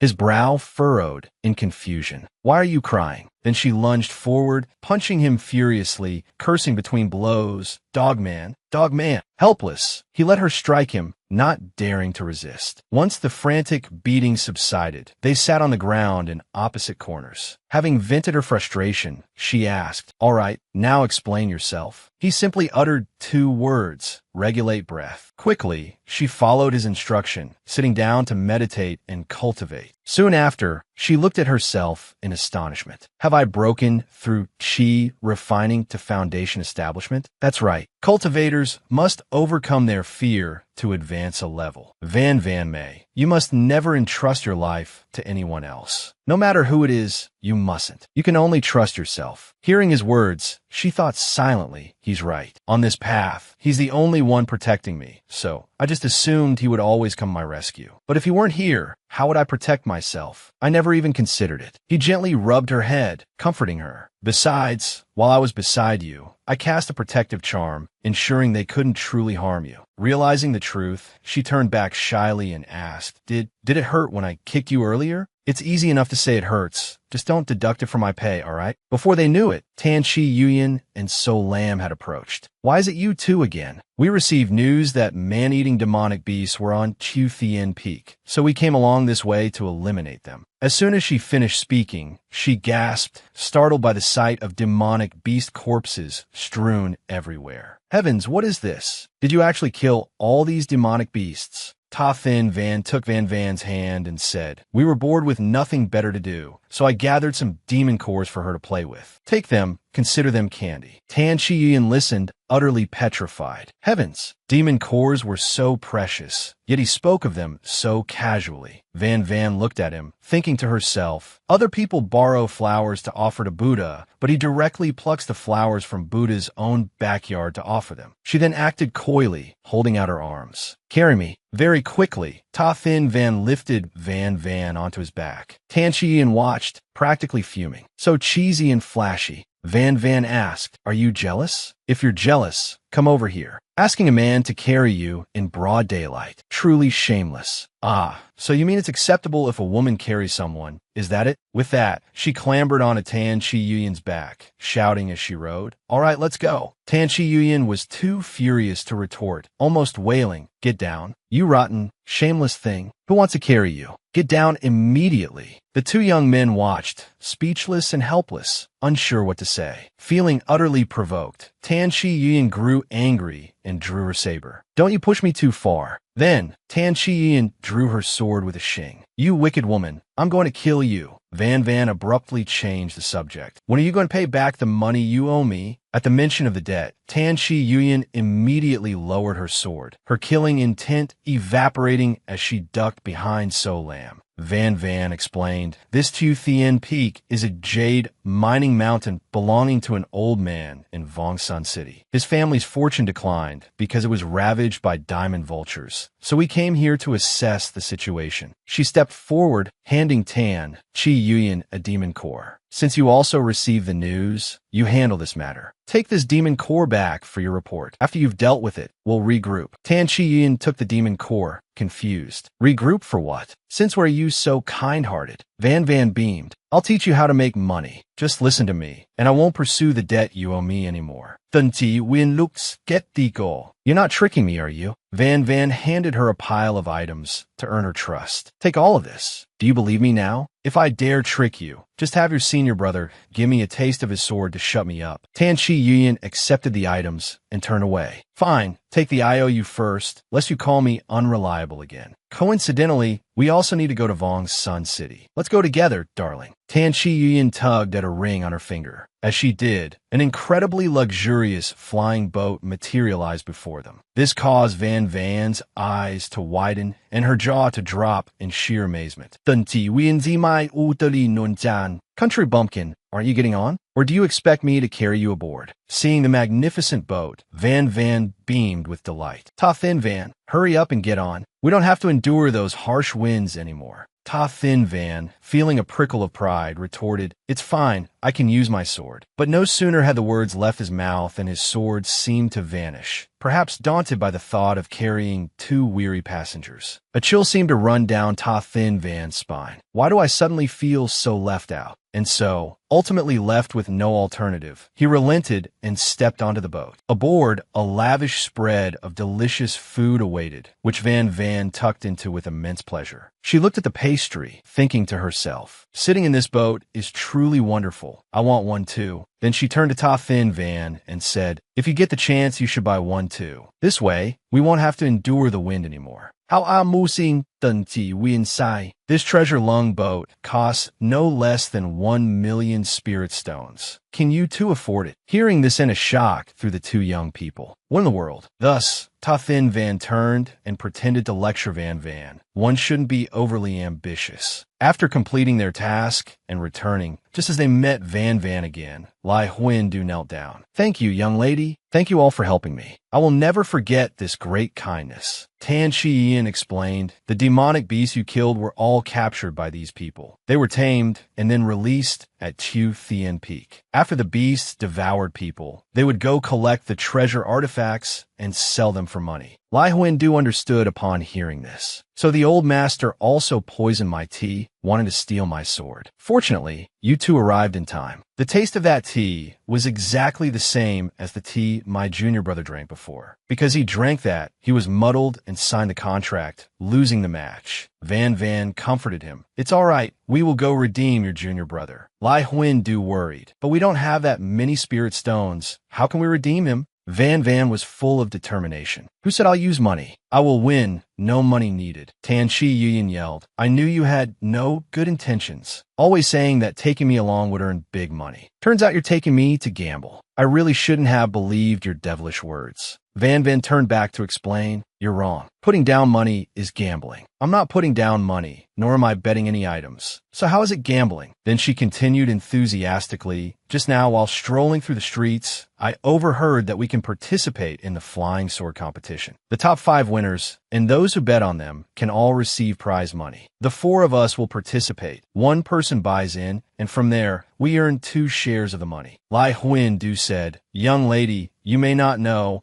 but the flying sword competition is managed by the black market bosses. They arrange for their own people to win. Van Van eagerly replied. That's why I said the 4 of us will participate. 3 protect 1. 1 person is responsible for winning. The other 3 are responsible for protecting. Don't tell me that with your skills, you can't even handle protection. So Lamb found it uninteresting and turned to leave. Let's go back. It's resolved. We need to report back to the sect. Tan Chi Yuyan, however, pondered, could I really be that lacking in ambition? What if father finds out? Van Van continued her appeal. If I wanted to trick you, I would have done it sooner. Besides, we're not gambling. We're just going to save someone. Tan Chi Yuyan's resolve began to waver. Van Van pressed on, come on. Don't you know, this time before leaving, we helped him win back his sect and junior brother who were tricked away. Taking risks to save people, that's called chivalry. Heaven will surely know and bless us. Well said. Dun Ti Win was Pasuda. Her eyes sparkling, she said, that's right, let's go together. So Lam was also swayed by Tan Chi Yuyan and decided to stay after all. They began to gather together to discuss the plan. Assigning tasks, she gestured with her hands, directing this person to do this job, that person to do that job. Then she concluded, finally, take this to the stands and place the bet. All the winnings are yours. I've arranged everything, Van Van announced. Next, let's go register. Hearing this, Tan Chi Yuyan was filled with excitement and joy. Swiftly, they made their way to a location within the black market, where they met a man known as Qjia. Young Master Lai Huin Du, Qjia greeted, have you come seeking funds to settle your debt? Van Van waved her hand dismissively. I don't have money, she stated, but I propose a better transaction. I wonder if Qjia might be interested. Qjia's lips tightened. Is this the reinforcement young Master Lai Huin Du managed to find? A mere cultivator, just having reached the foundation establishment stage. Van Van spoke with confidence. Qjia, tomorrow I shall participate in the flying sword competition. If I win, you must return our contract seals and his junior brother. Moreover, all debts must be cleared. Here I have a total of 30,000 spirit stones, along with the inner core of a demonic beast. If I lose, all of this belongs to you. Furthermore, she gestured towards Lai Huin Du and Ta Thin Van. These 2 will also be yours to handle as you see fit. What do you say? After listening to her proposal, Qjia took a long, slow drag from his pipe. He then waved his hand, and a contract scroll materialized before them. A drop of blood from your fingertip, Qjia stated, is all that is required to seal this pact with me. Just as Van Van was about to do so, Ta Thin Van intervened, halting her movement. He then transmitted his voice secretly to her. That is a soul curse from the demonic realms. Using blood to establish such a contract will bind your very soul. Anyone who dares to break the pact will have their soul forcibly seized. You cannot agree to this so recklessly. Upon hearing his warning, understanding dawned on her, yet she merely gave him a confident wink. Trust me, she conveyed back. Following this, she made a cut on her hand, letting her blood drip onto the contract scroll. Seeing the pact sealed, Qjia announced, tomorrow, at the Chun hour, 7 to 9 a.m., the competition will be held on Dongwu Island. If there is nothing further, I shall not escort you out. The moment they stepped outside, Lai Huin Du voiced his anxiety. Why did you sign such a contract with blood? It's incredibly dangerous. However, Van produced a small knife and explained, I made some inquiries beforehand. I learned that Kyujia is someone easily deceived, so I purchased this knife from the black market. The blood was actually rabbit's blood, concealed within the knife's mechanism. Even if I lose, I won't suffer any consequences from the contract. So Lamb interjected, do you truly believe you can fool them so easily? Van countered, whether it's fake or not, he has already accepted the wager. If he were to kill me now, he would be the one to lose face. Hearing her explanation, Ta Thin Van let out a sigh of relief. In that case, it is indeed fortunate. She then handed Lai Huin a small vial containing some concoction. Take this, she instructed. Use it tomorrow. What is this? He asked. Just wait until tomorrow, she replied mysteriously. You will know then. She then advised the group, for now, our priority is to find an inn, rest, and conserve our strength. Tomorrow, we fight. Later, in her room at the inn, Van was luxuriating in a warm bath, feeling utterly relaxed. Suddenly, an intense discomfort washed over her. Her face flushed, and she clutched her head. Why am I suddenly so hot? She wondered aloud. Could I possibly be allergic to these flower petals? With that thought, she rose from the water, reaching for her robe, but a wave of dizziness struck her, leaving her unsteady. At that precise moment, Ta Thin Van arrived at her door. Van, are you in your room? He called out. It's time for dinner. The moment he pushed the door open, she lost her balance completely, stumbling forward and leaning heavily against him for support. I think I have a fever, she murmured urgently, her breath hot against his chest. He looked down at her flushed face, momentarily unsure how to react, when just then, someone happened to walk past in the corridor. Reacting quickly, he scooped her up into his arms and carried her further into the room. Unexpectedly, as she rested against him, she whispered, being held by you, I feel a bit better. He gently placed her onto the bed. Where does it feel uncomfortable? He asked softly. She hugged herself, shivering slightly despite the heat radiating from her. I think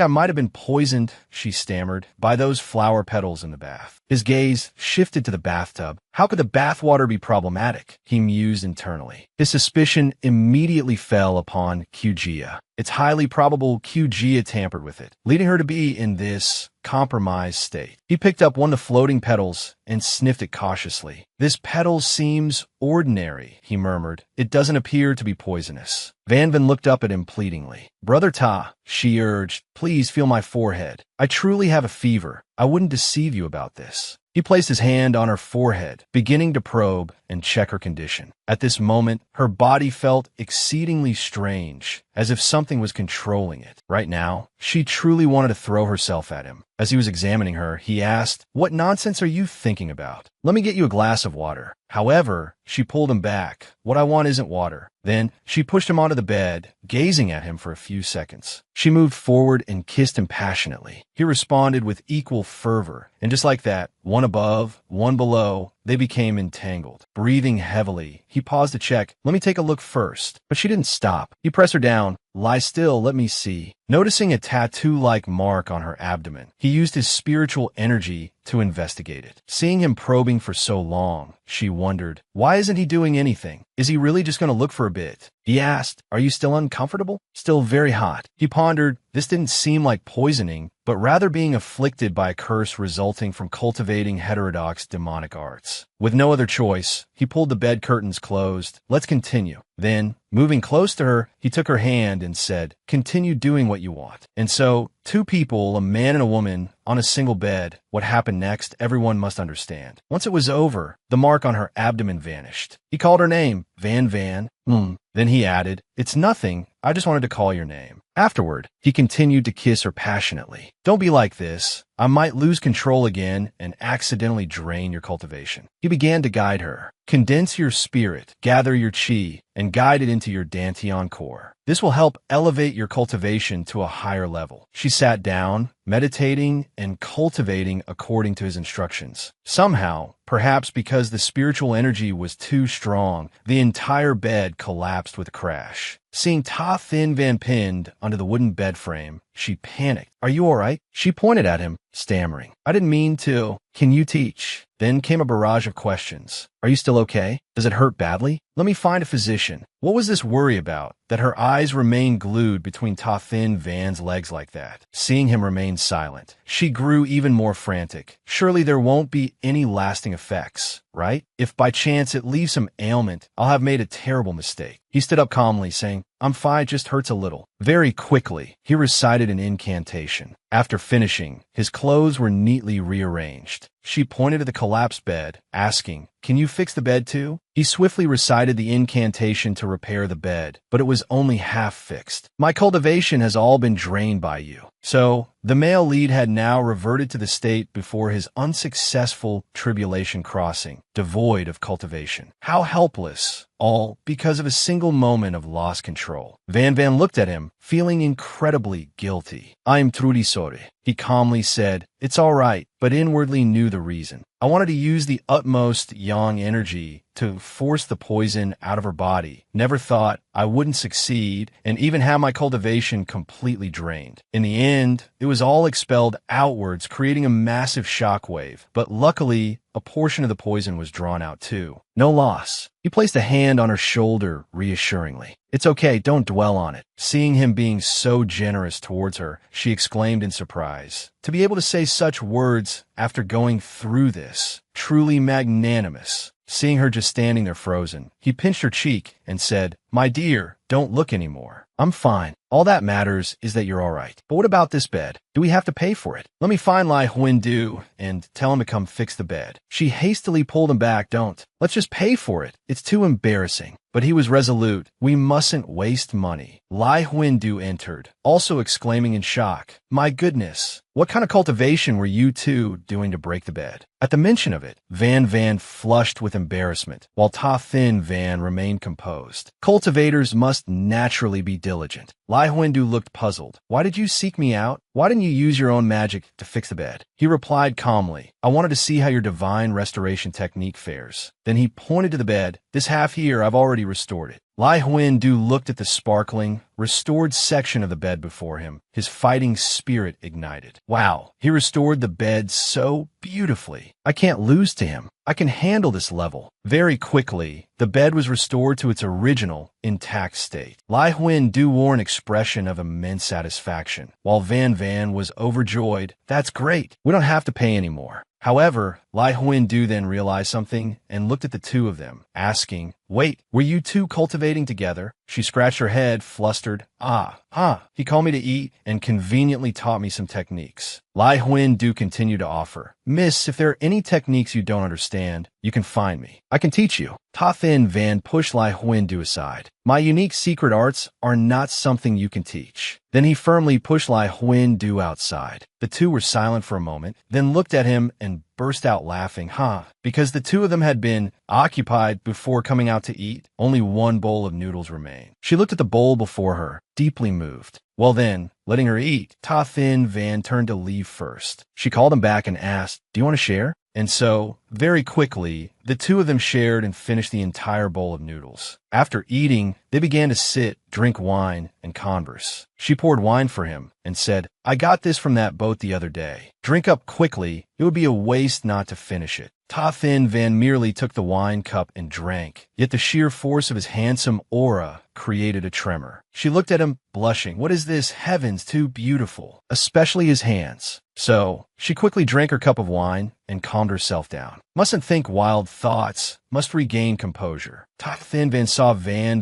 drinking so fast and said, Now, drink slowly. I'm not busy either. She then asked again, Tonight, do you still want to stay at my place? He replied nonchalantly, Without eating, I can't digest properly. Hearing this, she wanted to cry. Oh no, it's over. The great master is psychologically scarred. And so, she handed him a vial of medicine. For some reason, he accepted it immediately, tucked it into his sleeve pocket, and said, Thank you, surprising her. Why did he accept it so easily today? Then the two looked at each other again, saying nothing out of shyness. He asked, Is there any wine left? She hurriedly poured, Let me pour for you. The next day, Van's spirits were fully restored, exceptionally high, and she was much more cheerful and lively than usual. Meanwhile, Ta Thin Van was struggling to circulate his energy, making Tan Chi Yin curious. Brother, did you not sleep well last night? You look so tired. Lai Huindu, beside him, added fuel to the fire. Miss doesn't know. Those two were cultivating very diligently last night, hence the fatigue. Even I feel ashamed for them. Dun Ti Win was Popa.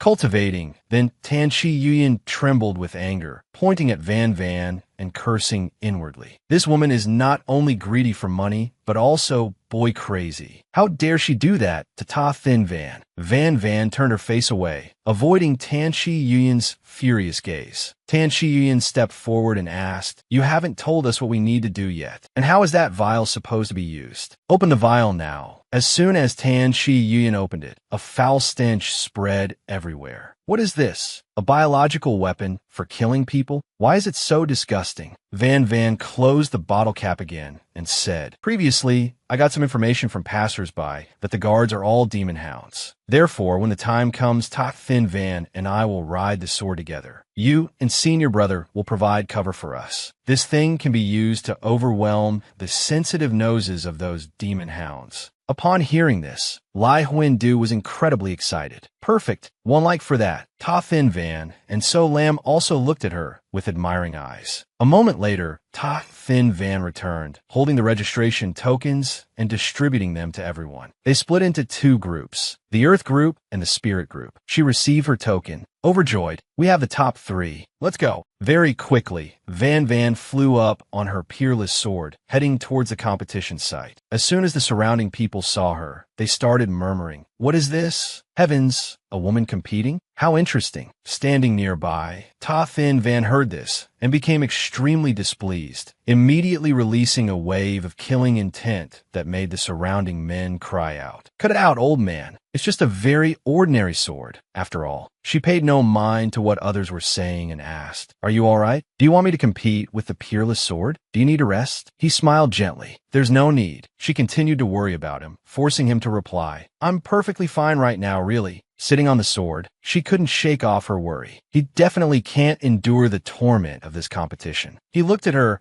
full of energy and spirit, and thought silently, last time she went hunting, she still had energy the next day. This time is the same. She's still incredibly calm. She, however, remained oblivious, speaking innocently to her peerless sword. "If you win this time, I'll feed you lots of spirit stones." Arriving at the competition venue, he sighed. She really doesn't make it easy for others to stop worrying. Finally, they arrived. They had already divided into teams and began the competition. "The auspicious time has arrived," the judge shouted loudly. "Begin." Everyone mounted their flying swords and soared into the air. Below, the witnessing crowd cheered continuously. As soon as the competition started, an overwhelming number of people rushed forward to place bets. Tan Shi Yuyan also threw down her entire money pouch, declaring fiercely, "I bet everything on the 7 heaven characters." An old man, seeing her impressive manner, said, "Little miss, you just arrived. Bet on my character, you won't lose." Just after placing her bet, she thought, "I've wagered my entire fortune. If Van Van doesn't win, what will become of me?" The thought made her seethe, her anger flaring up intensely. "I'll strangle her. Da Ting Vun, so she'll never see another handsome man like him again. Fine, I'll let her live for today." The people around her felt her surging killing intent and were deeply impressed. So courageous and strong, and such a thick killing aura. Just as the match began, a pack of demon hounds charged forward. She looked at them, annoyed. So troublesome. Then, grabbing the tail of a demon hound, she decisively and forcefully threw it with a loud thump, causing everyone around to gape. How can a little miss be so strong? Ta Thin Van also began his battle, throwing countless paper talismans at the pack of demon hounds. However, there were too many of them, and they continued to charge forward, making Lai Huindu anxious. "Miss, be careful ahead." She looked at the demon hounds in front of her, irritated. "You still dare to charge forward?"